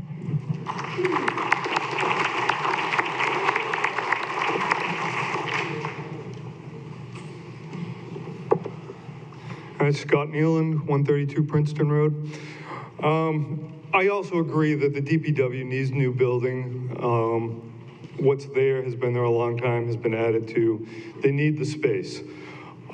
Today, we're not here to vote for a new building. We're here to give them $2.2 million to design a new building.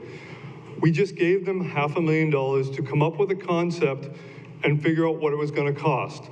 They went to Weston & Sampson, and Weston & Sampson asked them, what do you need? And they give them a list. And what do you want? And they give them a list. And they come up with a dollar value.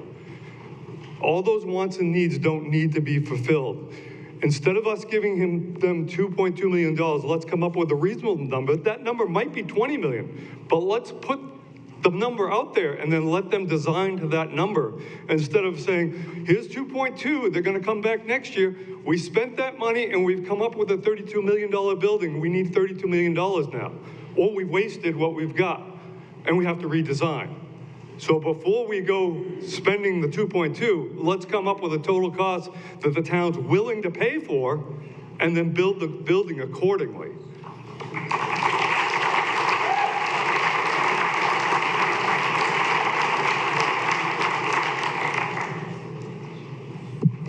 Hi, Joanne Theodos, Patriots Way.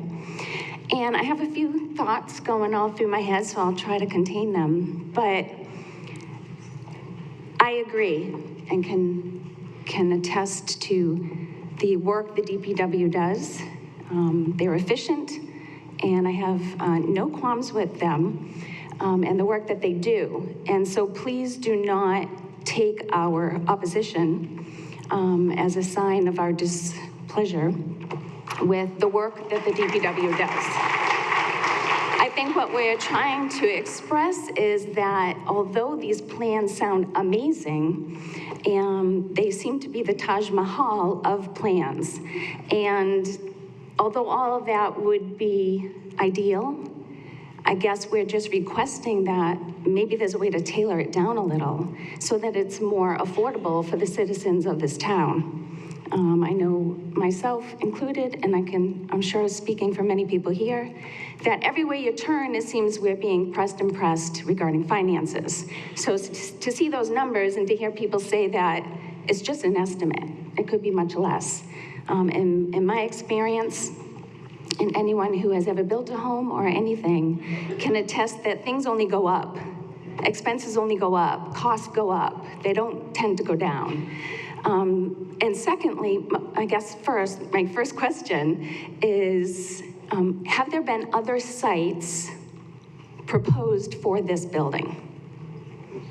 If we don't build on what is currently there, are there other areas besides near the police station? Thank you. So one of the first processes that we went through was a site review process. We focused on town-owned sites in an effort to keep costs down so we didn't have to purchase a site. The only two town-owned sites, we looked at wetlands, we looked at zoning, we looked at acreage, we looked at upland areas, things like that. The only two sites that were identified was our current site and the site that we're looking at right now. The reason I ask is because I live right near the proposed site, as do many others, and we have this very nice neighborhood, and that is where this proposed site is planned to be. So before you all vote yes, I'm just asking you to picture your house, to picture your neighborhood, to picture your children playing or you walking the dog or looking out at the sunrise or sunset. And instead of seeing all those wonderful sights, you see this monstrosity of a DPW site. You hear the diesel trucks being started every morning and running so they stay warmed up. You see the traffic going up and down the only one way in and out of Patriots Way. The other way is the police department, and it's private. There is only one way in and out of Georgie Piso Lane. And that leads right to our wonderful little neighborhood. So please, I just ask you if there could be other sites explored, if there could be other options put on the table, besides right in this very nice neighborhood which will get very unsafe for our children who have a bus station on that street, a bus stop. Okay, thank you. Your time has expired. Thank you.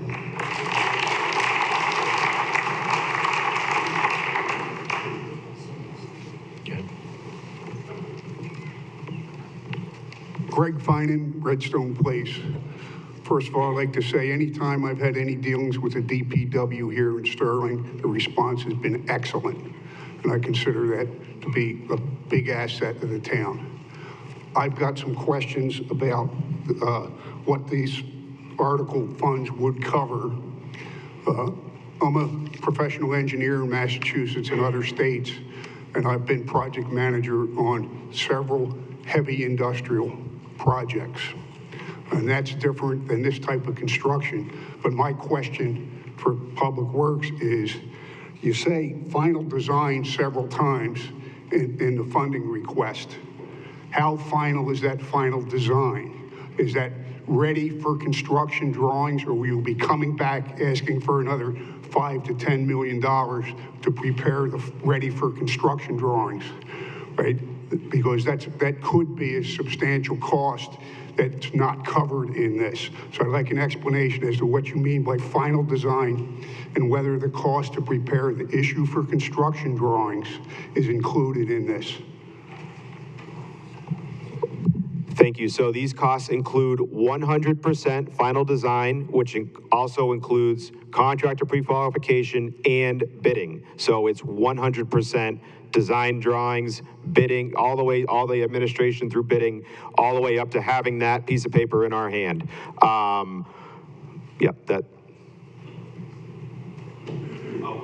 Sorry, yes, and it does include a contingency of about, I think it was $250,000, $300,000 of contingency, so that we don't have to come back to the people to finish the design.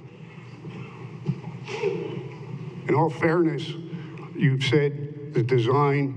You haven't answered the specific question. Does these funds cover issue for construction after the bid, or will you be coming back for more money to do that? These funds cover the issue for construction drawings. We will not be coming back for more money for drawings. We'll be coming back for more money for construction. Thank you.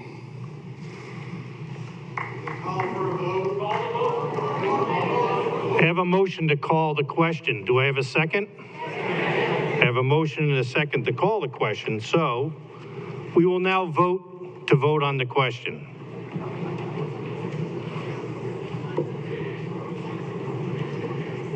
This is a majority vote to call the question. And voting starts now.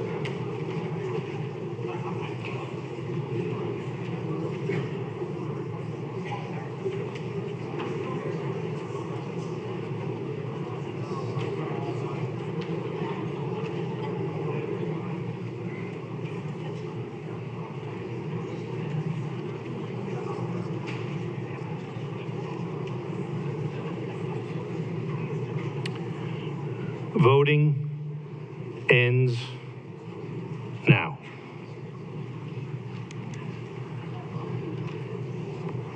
The vote to call the question, yes votes 497, no votes 56. We will now vote on the question. The question on Article 2, DPW design funds, requires a 2/3 vote to pass. And voting starts now.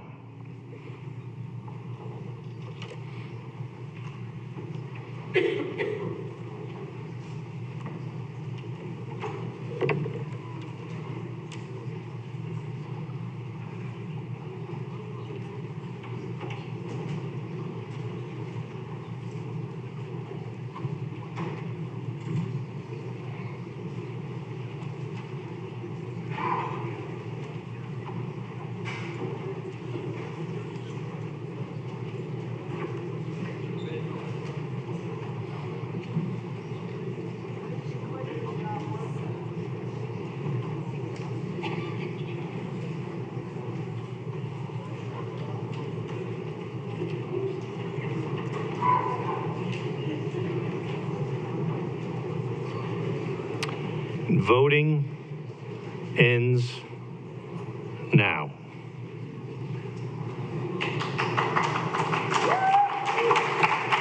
Yes votes, 183. No votes, 373.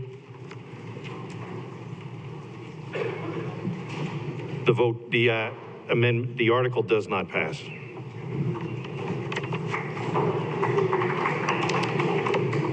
We will move on to Article 3, Dog Waste Bylaw, page 10 of your warrant. I'd entertain a motion. If you could keep it down while you're leaving, we would appreciate it because we still have quite a bit of meeting to go. I'd entertain a motion to move that the town vote to approve the dog waste bylaw as presented in Article 3. Do I hear a motion? I have a motion. Do I have a second? I have a motion and a second. Do we have a comment from the Board of Health?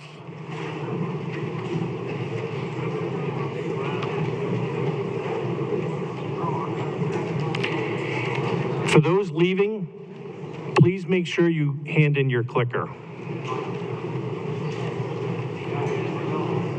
From the Board of Health?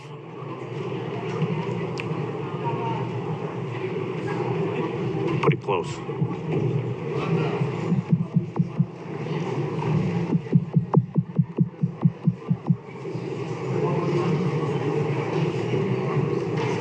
Yeah. Oh. Can you turn the public mic on? Where is that?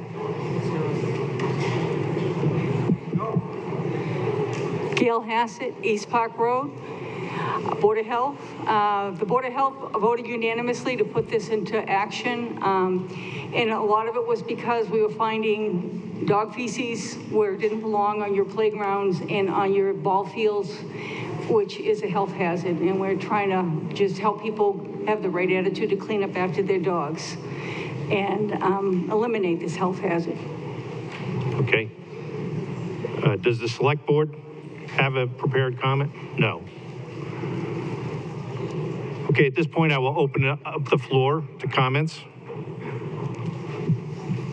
Scott Handler, 11 Matthew Lane. Mr. Moderator, I stand before you as a veterinarian who took an oath to promote public health, and therefore I'm strongly in support of this warrant article. Some people think it's courteous or neighborly to pick up their dog's waste, but there are important public health issues with picking up dog waste. Dog feces can contain internal parasites. People refer to them as worms, which can be spread to people, most commonly roundworms and hookworms, which can cause some very severe disease in people. In addition, dog feces can carry Giardia and Cryptosporidia, which cause severe GI upset in people. But my dog's normal. It's not having any problems. At the hospital where I work, we test dozens of dog feces every single month and are continually surprised at the percentage that are positive for intestinal parasites, even though the dog is clinically normal. In addition to parasites, dog feces can transmit bacteria, Salmonella, E. coli, Campylobacter. And with more and more people feeding their dogs so-called raw diets, the incidence of these diseases in dogs increases. And with more and more people either having diseases that cause immunocompromisation or on medications that cause immunocompromisation, people treating for ulcerative colitis, for plaque psoriasis, for osteoarthritis. They're all on immunosuppressive drugs and are more predisposed to getting these diseases. How do these diseases get spread to people? Because people don't pick up after their dog feces, or they leave it in a little bag at the head of the trail or on the side of the road. There is no fecal fairy. These bags break down, and the feces gets into public water supplies and private water supplies. Some of you may know that the town land, 30% of the town land is owned by DCR. DCR's Division of Watershed Protection does not allow dogs on this property. Why? Because they're trying to protect public health by maintaining a safe water supply. So everybody here today, you may have emotional reasons why you're against this, but there is no medical or scientific reason this shouldn't pass. Join me in voting yes on this article, and let's all promote public health.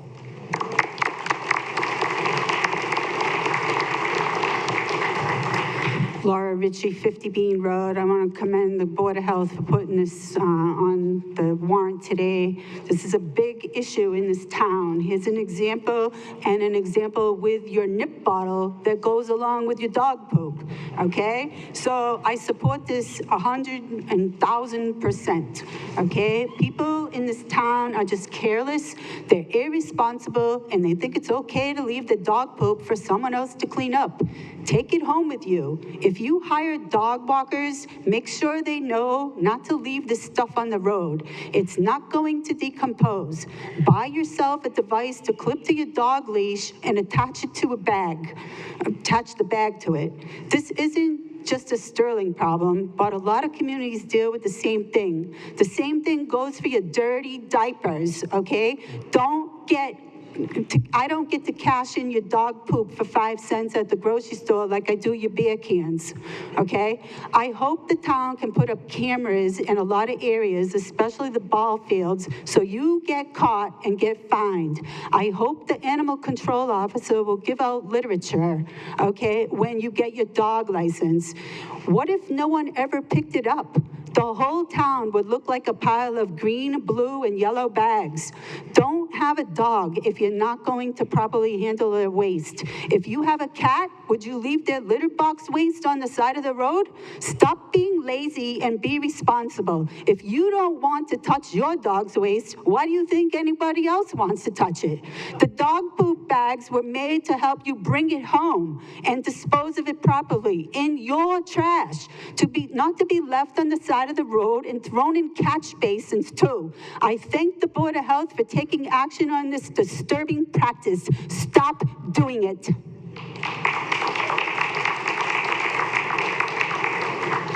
Just a minute, we do have a speaker in room 2 that I'm going to recognize at this point.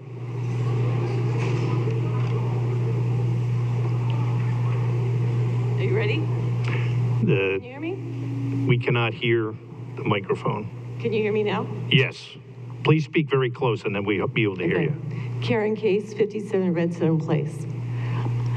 A good portion of this provision includes enforcement. I'd like to know what the Animal Control Advisory Board and the police chief or animal control officer's recommendation is with regard to the details of enforcement.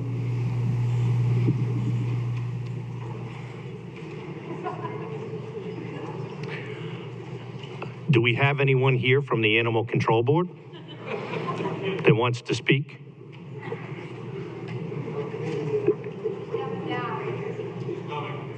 Okay.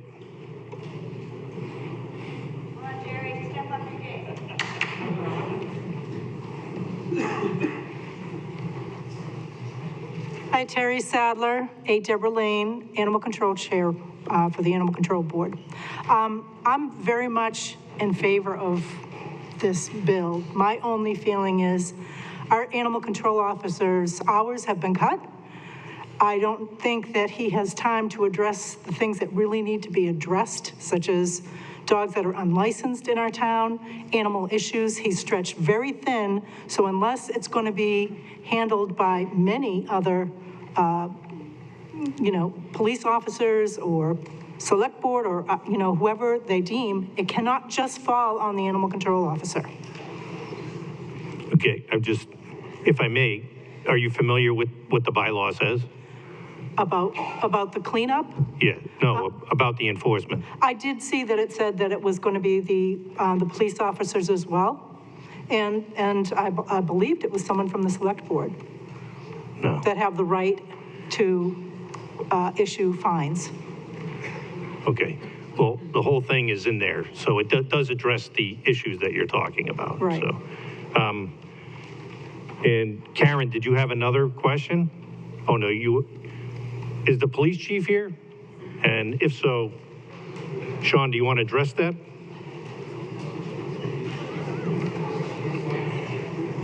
Just want to put you between a rock and a hard place, Sean.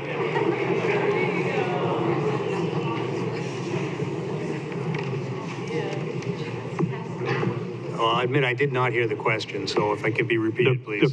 The question was, if I may paraphrase Ms. Case, was, what is your opinion on the bylaw?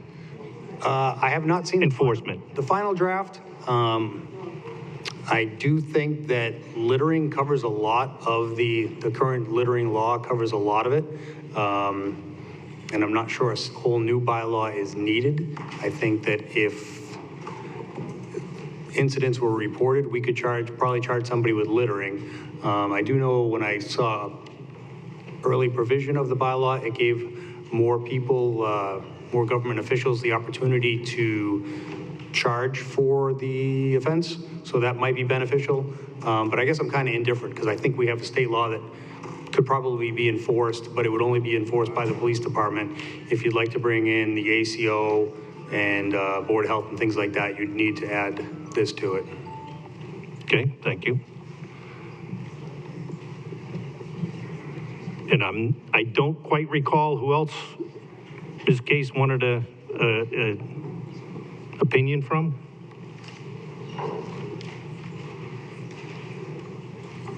Just stand by in room 2.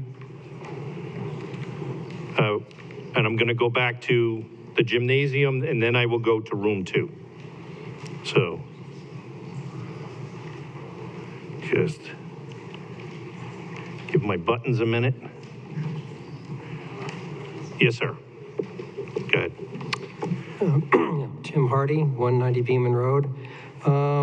Referring to page 11, lines 268 through 272. Decades ago, when I was younger, I was a trustee at a condominium. We had the same problem. First of all, it's like I completely agree with the Board of Health, what they're doing here, and the health hazard this proposes. As a trustee, it's like our fines started at like just $25 per incident. Long story short, that really didn't do anything to curb the problem. I was one of the ones that was vocal, pushed some other board members and said, you know, it's like, let's just start with $50, second time 100, next time 200, next time 400. I said, by the time it gets up to be like $1,000, I think they'll finally get the message. It's like, we're not going to tolerate this. I guess the only comment I'd make is that I might want to see these fines a bit higher so it really sinks in. You can say, please do what you're supposed to do and be responsible. However, oftentimes the power of the purse really can speak a lot louder. Thank you. Okay. Okay, I'll now recognize the speaker in room 2. Hi, I'm a Sterling resident, and I support this bill. I definitely... Okay, we need to know, you need to state your name and your address, please. Cole Berggren, 112 Kendall Hill Road in Sterling. Thank you. I support this bill. I think it's a great bill. I think that, or this article, I think that people should clean up after their dogs. I think it is not only unhealthy, it is disgusting. So of course you should clean up after your dogs.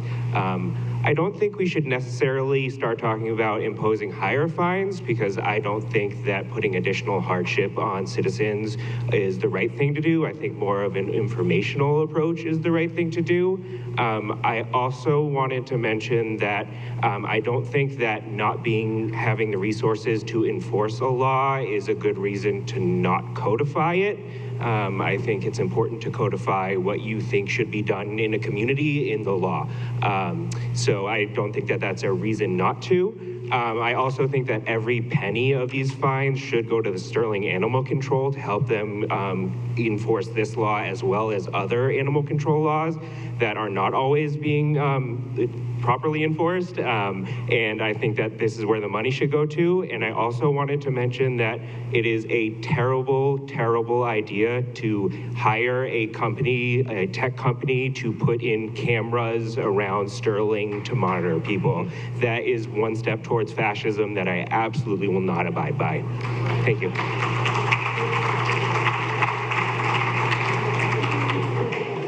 Yes, sir. We do have a speaker, so I'm going to rule that out of order. After we let the speaker, I will consider that motion to call the vote. Go ahead, sir. Greg Finan, Redstone Place. I'm in favor of this article. It's not a laughing matter since they had built multifamily housing near my place. The amount of traffic of people walking past my place with their animals has increased dramatically. And when they have them relieved at your mailbox over and over and over again, you get tired of it. If anything, I think it ought to be a stiffer article, but I'm in favor of this and I'm going to vote for it. Thank you.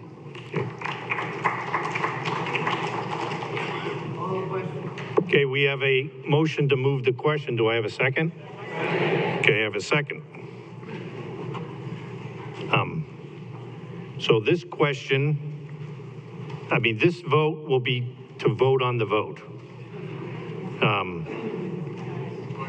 And just to let you know, if there's nobody speaking anymore, I can call the question. But we're there anyways, right? So this is a vote to call the question since we had a motion, and voting starts now.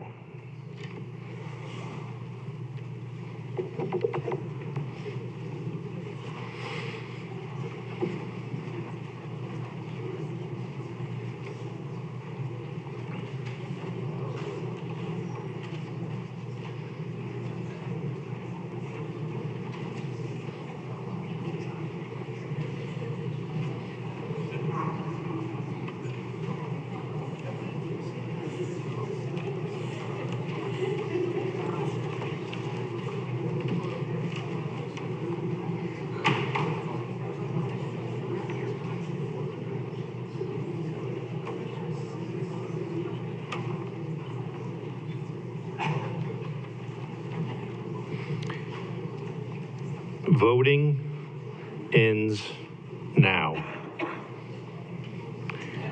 The yes votes are 344. The no votes are 14. The measure passes.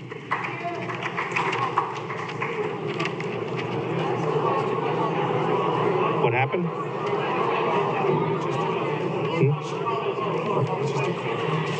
Oh, you're right.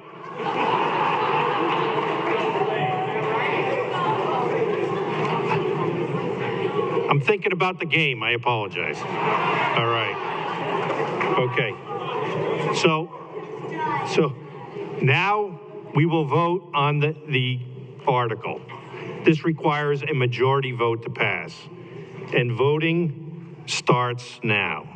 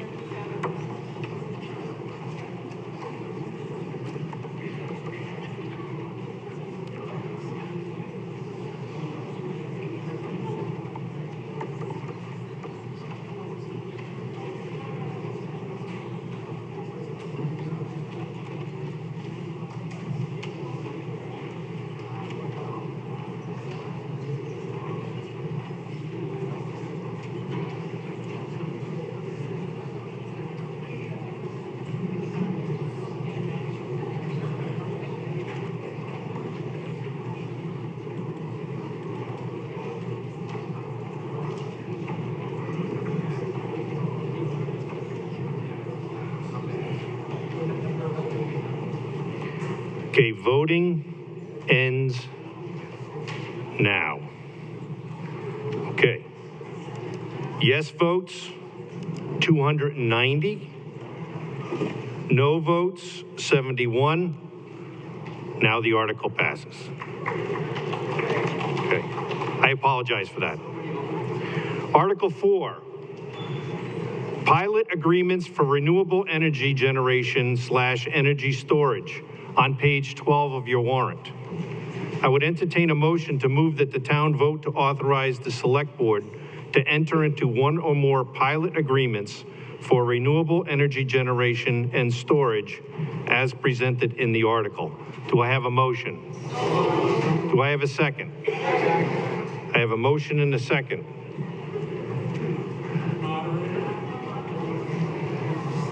First, I'm going to ask for comments.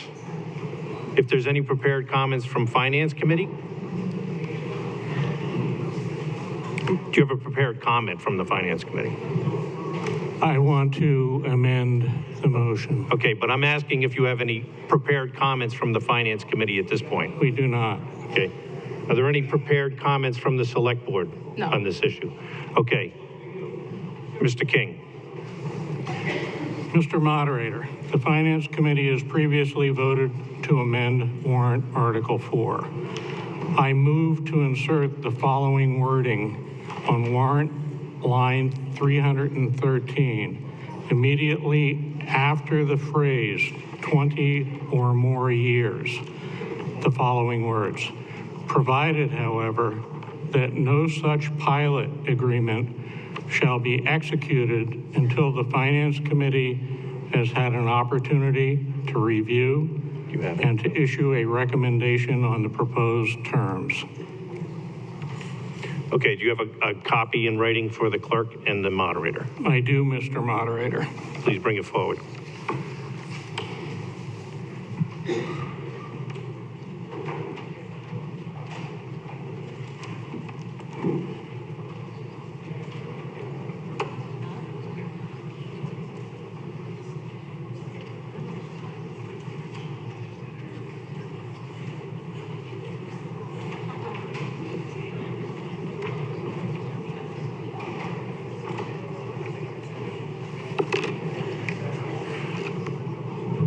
Currently, there is a motion to amend the warrant article. Is there a second on this motion? Okay, I have a motion and a second. Just to be clear, because everybody doesn't see what I see in front of them,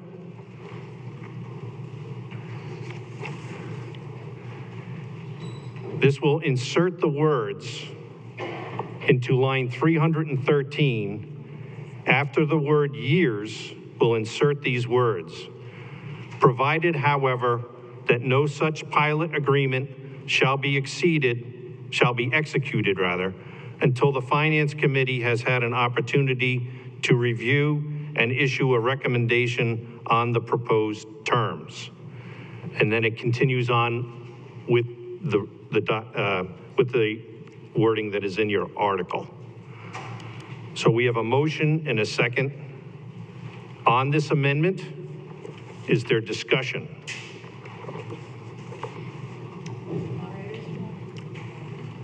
Yes.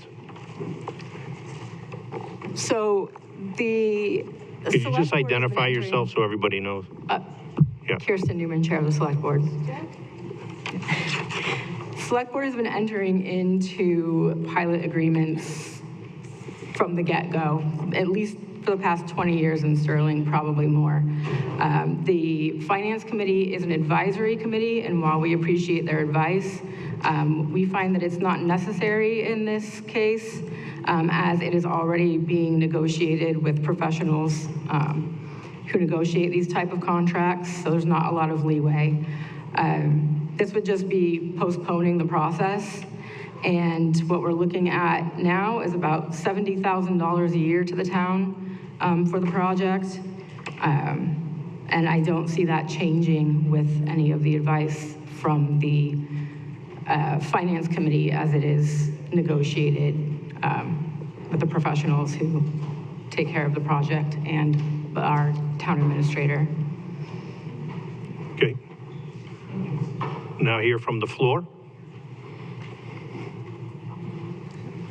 Will Frankian, 375 Upper North Row Road. It seems unnecessary to have the Finance Committee put a further barricade against giving the town money. It seems kind of counterproductive for their entire reason of being. I would encourage you to vote against this amendment. Thank you.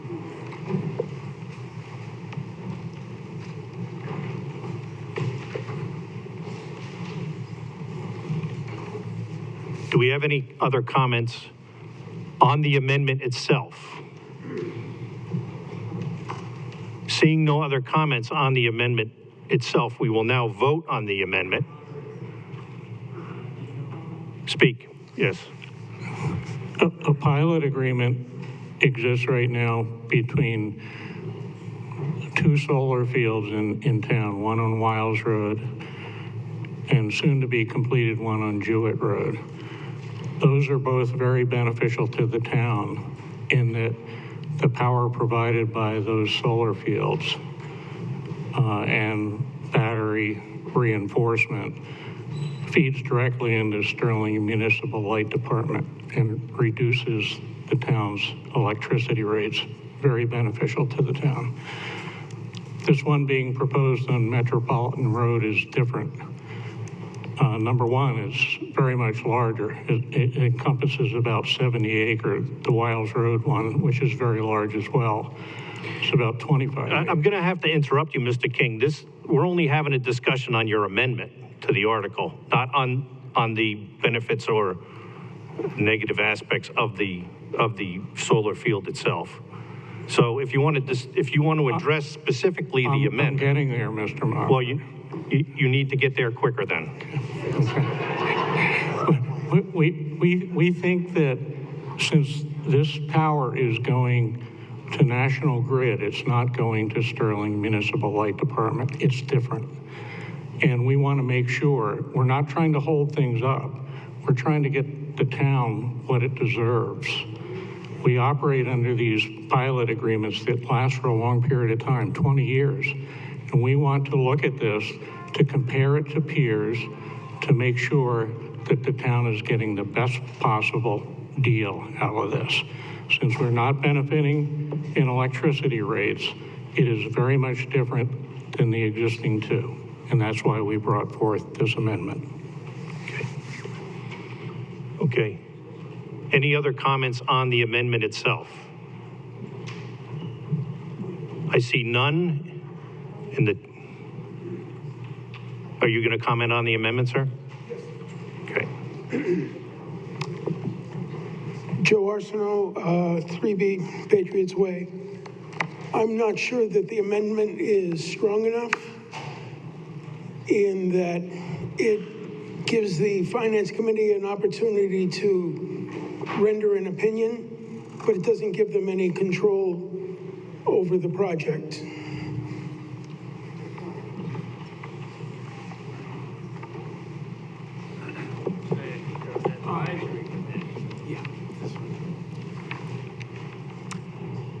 Blaine Burchard, 171 Raleigh Hill Road.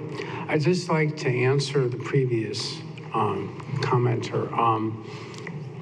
The Finance Committee is an advisory committee.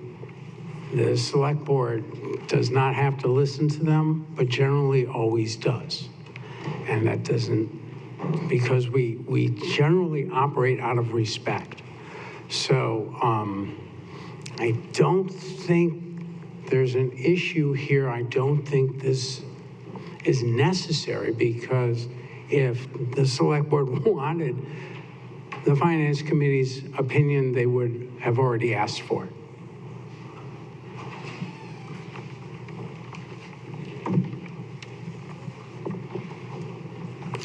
Becky Gray, 19 Hastings Road.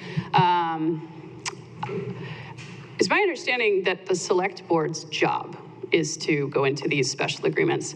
And I don't understand why we would be amending it to give more power to the finance board when that's not within the purview of the finance board, what they do. This is their job, not their job. So the amendment doesn't make sense, and it certainly doesn't need to be stronger because we elected these people to do this job.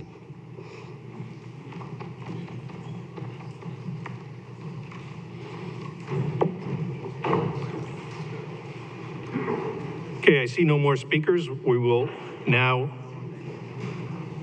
vote on the amendment that's been presenting before you. This is a majority vote. And this is only for the amendment. Voting starts now.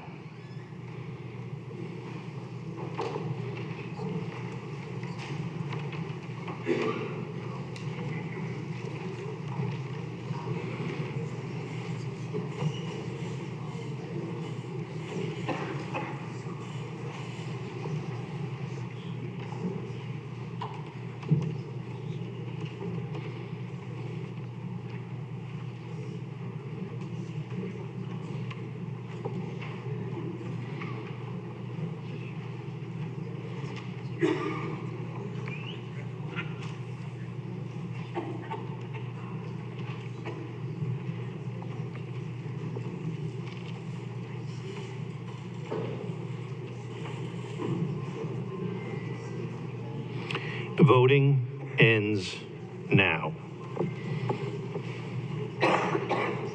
The yes votes are 138. The no votes are 147. The amendment to Article 4 fails.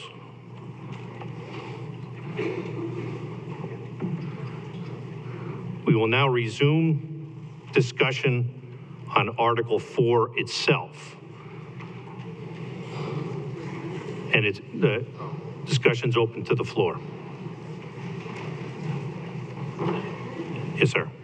Joel Schur, 74 Chase Hill Road.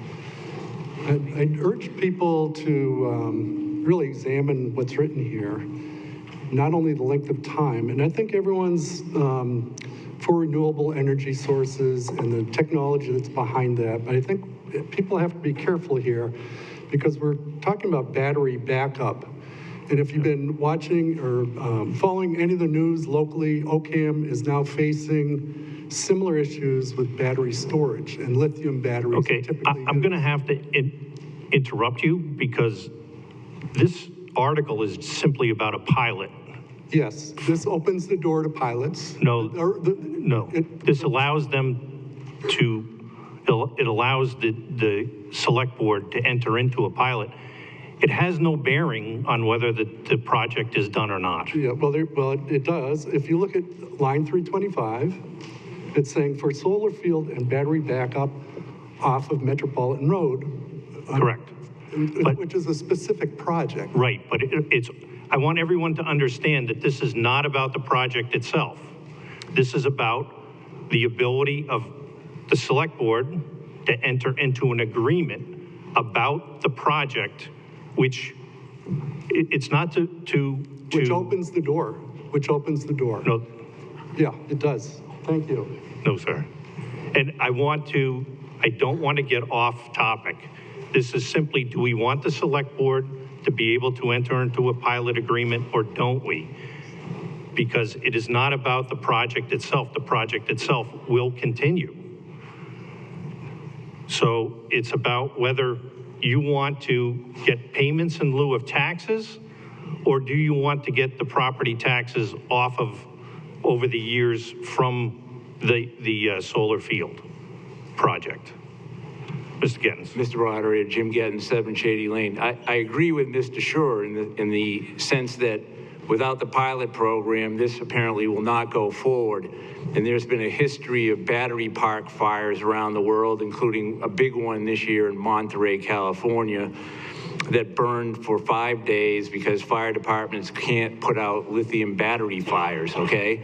So what happened there was 1,500 people were evacuated, and toxic metals, nickel, manganese, and cadmium were dispersed into the ocean and around a 2-mile radius at hundreds. Mr. Gittens, I'm going to have to interrupt you too as well, because again, this is not about the project itself. If you want, and it's everybody's right if they want to oppose the project. This is not the venue for it. This is only to give the select board the right to enter into a pilot agreement with them. I understand, Mr. Moderator. So I get in conclusion, I would say, let's get the full tax and discourage this hazardous material project. Thank you. Okay, thank you. Laura Ritchie, 50 Bean Road. I know there's a lot of confusion around this, so thanks for explaining that. I think the town needs to revisit all these pilot programs for the future and change bylaws and not let the planning board do what they did now.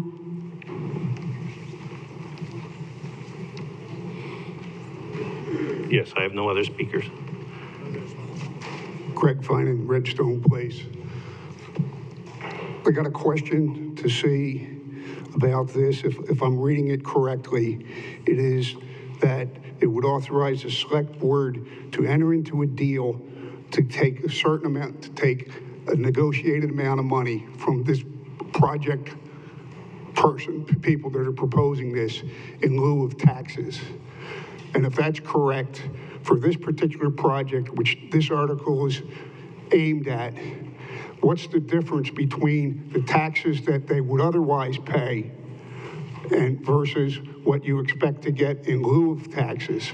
With all the other stuff that's adding tax burden to the citizens of this town, we ought to make sure that we get the most money we can out of any of these people proposing any facility, regardless of whether it's renewable generation or battery or wind or hazardous waste disposal or anything. We should maximize the amount of tax money we get from any of these people. I'd like to know if they've considered what the difference is between the proposed pilot and what the tax rate would be prorated over 20 years, because all our taxes are going to go up. Do you want me to answer? Yes. So these solar pilots are generally $7 per kilowatt, 7,000 per kilowatt, and we're looking at a 10 kilowatt project. So it'll be $70,000 a year for the next 20 years. Solar projects generally have a high depreciation rate. So Sterling can depend on $70,000 a year for the next 20 years. If we just took the tax rate, because there's no building that's appreciating, these solar panels are depreciating rapidly.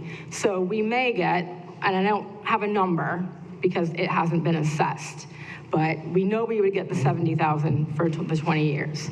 Let's say maybe we got 200,000 the first year, then they depreciate, and now we're getting 50,000, and then it keeps changing. So for budgeting for the town, it's much easier for forecasting and knowing what we're dealing with year to year to know that we are getting that $70,000 every year for 20 years, rather than not knowing what they're going to be valued at and be getting that depreciation rate. Thank you for that.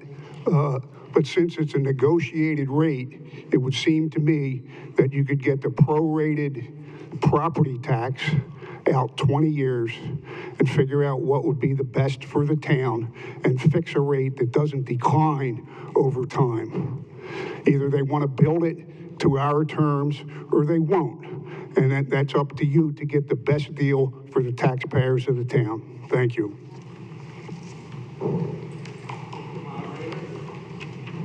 Yeah. Can I make a comment, Mr. Moderator? Yes.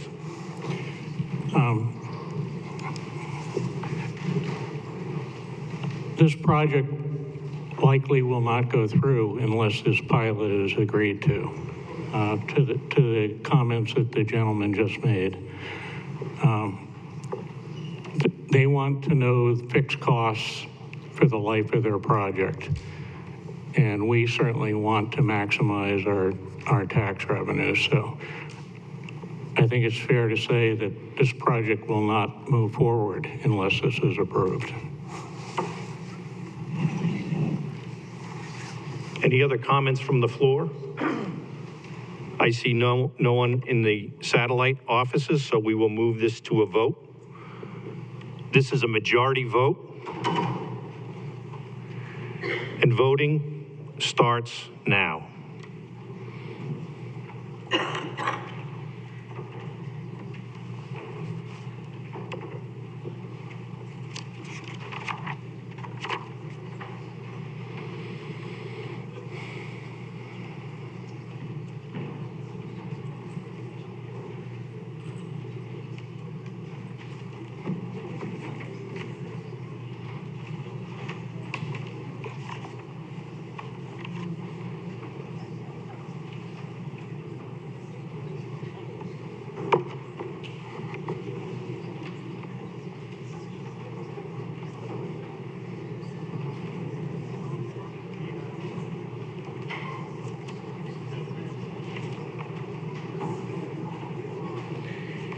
Voting ends now. Yes votes, 153. No votes, 110. The article passes.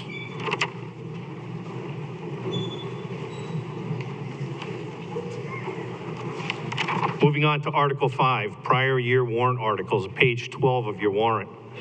I'd entertain a motion to move that the town vote to transfer the sum of $73,613.27 from the unexpended balances of the prior appropriations to the fiscal year 2026 water operating budget as presented in Article 5. Do I have a motion? Do I have a second? I have a motion and a second. Do I have any prepared comments from Finance Committee? We were in favor of this, is our only comment, Mr. Thank Moderator. you. Do I have prepared comments from the Select Board? No. And we do have a, Ryan Meridian, DPW Superintendent, does have presentation. Very brief, Mr. Moderator. Again, Ryan Meridian, DPW Superintendent. I'm going to speak on Articles 5 through 8. So 5, 6, 7, and 8. Articles 5 through 8 clean up some discrepancies found in the water enterprise budget over the past few months. Unfortunately, when calculating projected revenues for the Water Enterprise Fund for FY25 and FY26, the reports used were misinterpreted from our billing system, showing a higher projected revenue than actual revenue. This led to a deficit in FY25 and projected deficit in FY26. To clean this up, the next 4 articles reassign funds and create a balanced budget, and I'll just give you a brief summary of each article. Article 5 reassigns funds from prior year capital items that are complete, yet have money left over in them. This article takes these funds and moves them into the FY26 operating budget. Article 6 transfers some of the funds received from a PFAS class action settlement to help fund the FY26 water budget. That, coupled with the money from Article 5, will balance the FY26 operating budget. Significant funds were and still will continue to be expended on PFAS testing and analysis. Article 7 rescinds the Water Department capital vote taken at the spring town meeting. This is because some of the free cash intended to be used on these projects was needed to cover the deficit of FY25. And Article 8 reappropriates a portion of the capital items rescinded in Article 7, partially from retained earnings and partially from the PFAS class action settlement to help fund the PFAS treatment investigation that we're undertaking. Thank you. Thank you. I'll now open the floor for comment. I see no one wishing to speak, so we will move the question to a vote. This is a majority vote, and voting starts now.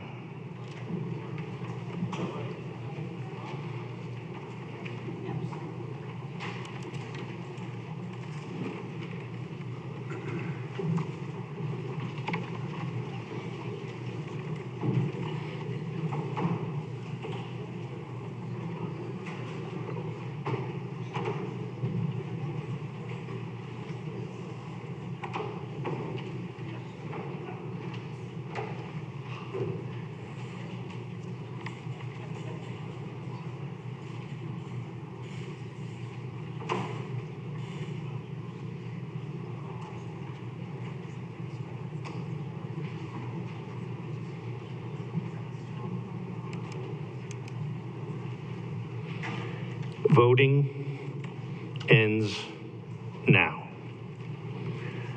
Yes, 212 votes. No, 13 votes. Article is passed. Article 6, water operating budget. It's on page 13 of your warrant.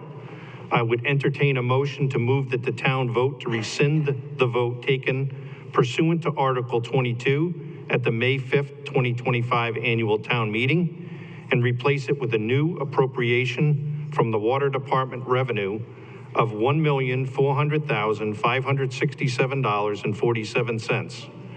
Transfer $64,780.34 from the PFAS settlement special revenue account and apply the additional sum of $73,613.27 from prior year warrant articles voted in Article 5 for a total budget of $1,538,961.10 to operate the Water Enterprise Fund for fiscal year 2026 as presented in the article. Do I have a motion? Do I have a second? I have a motion and a second. Do I have any comment from the FinCom? FinCom recommends. Thank you. Do I have any comment from the Select Board? Select Board recommends. Okay. Any comment from the DPW Board? Okay. So I will now open the floor to comment. I see no one wishing to comment, so we will now vote on this. Article 5, passage requires a majority vote. Voting starts now.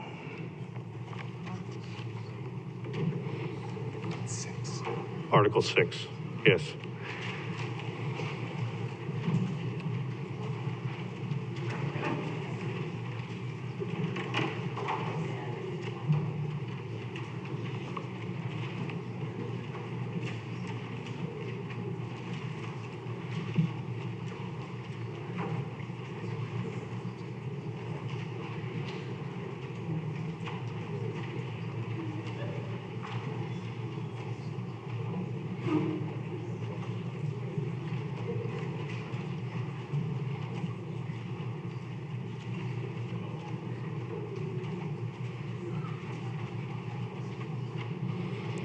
Voting ends now.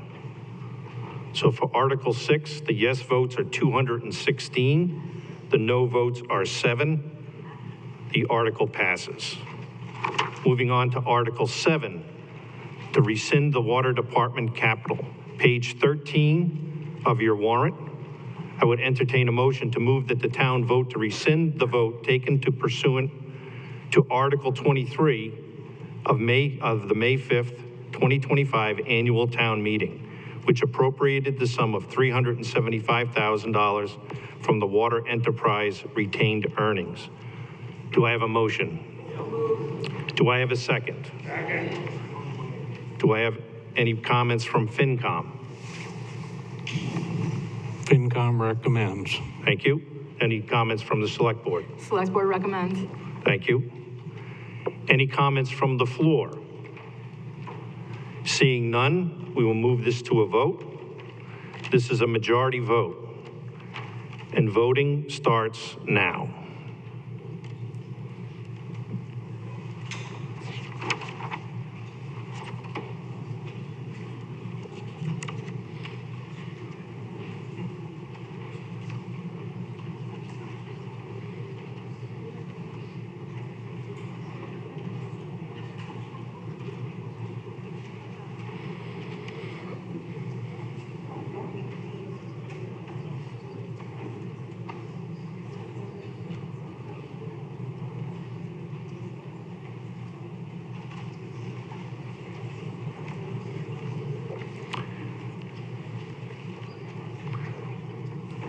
Voting ends now.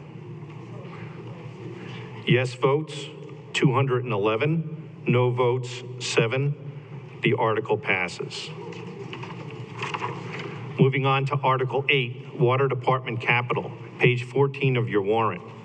I would entertain a motion to move that the town vote to appropriate $103,639.98 for Water Department capital, with $53,596.49 from the Water Enterprise retained earnings, and $50,043.49 from PFAS settlement funds, for a total appropriation of $103,639.98. Do I have a motion? I have a motion. Do I have a second? I have a motion and a second. Do I have any comments from FinCom? FinCom recommends. Select Board? Select Board recommends. Okay. Do I have any comments from the floor?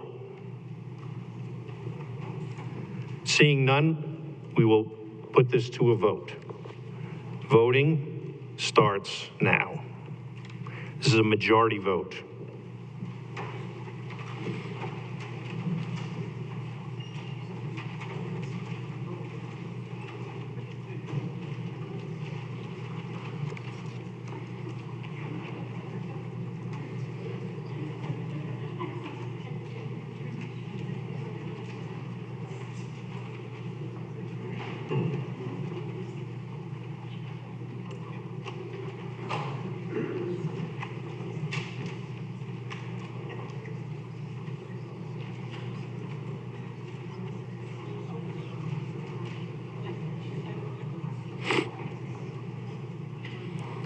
Voting ends now. Yes votes 197, no votes 12. The article passes. Moving on to Article 9, capital budget request. It's page 15 of your warrant. I'd entertain a motion to move that the town vote to appropriate $25,000 from the Capital Investment Fund for the purposes of an ADA compliance for the library lift entryway and associated costs. Do I have a motion? Do I have a second? I have a motion and a second. Do we have any comment from Capital Budget Committee? FinCom and CBC recommend. Thank you. Comment from Select Board? Select Board recommends. Okay. Is anyone from the Library Committee here that wants to make a prepared comment? No. Do I have any comment from the floor? Seeing none, we will put this to a vote. This passage requires a 2/3 vote, and voting starts now.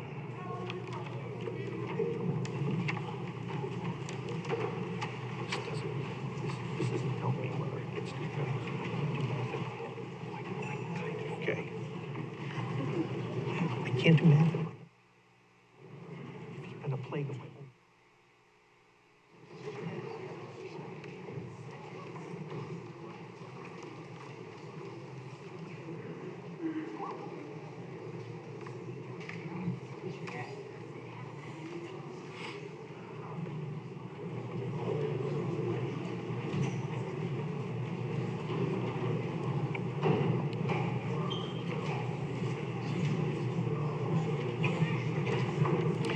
Voting ends now. Yes votes 189, no votes 18. The article passes. Before everybody gets up and leaves, I just want to make one more reminder to please make sure you hand in your clickers. Please. Do I have a motion to adjourn? Do I have a second? Voice vote. All in favor? Any noes? Doesn't matter. Motion passes.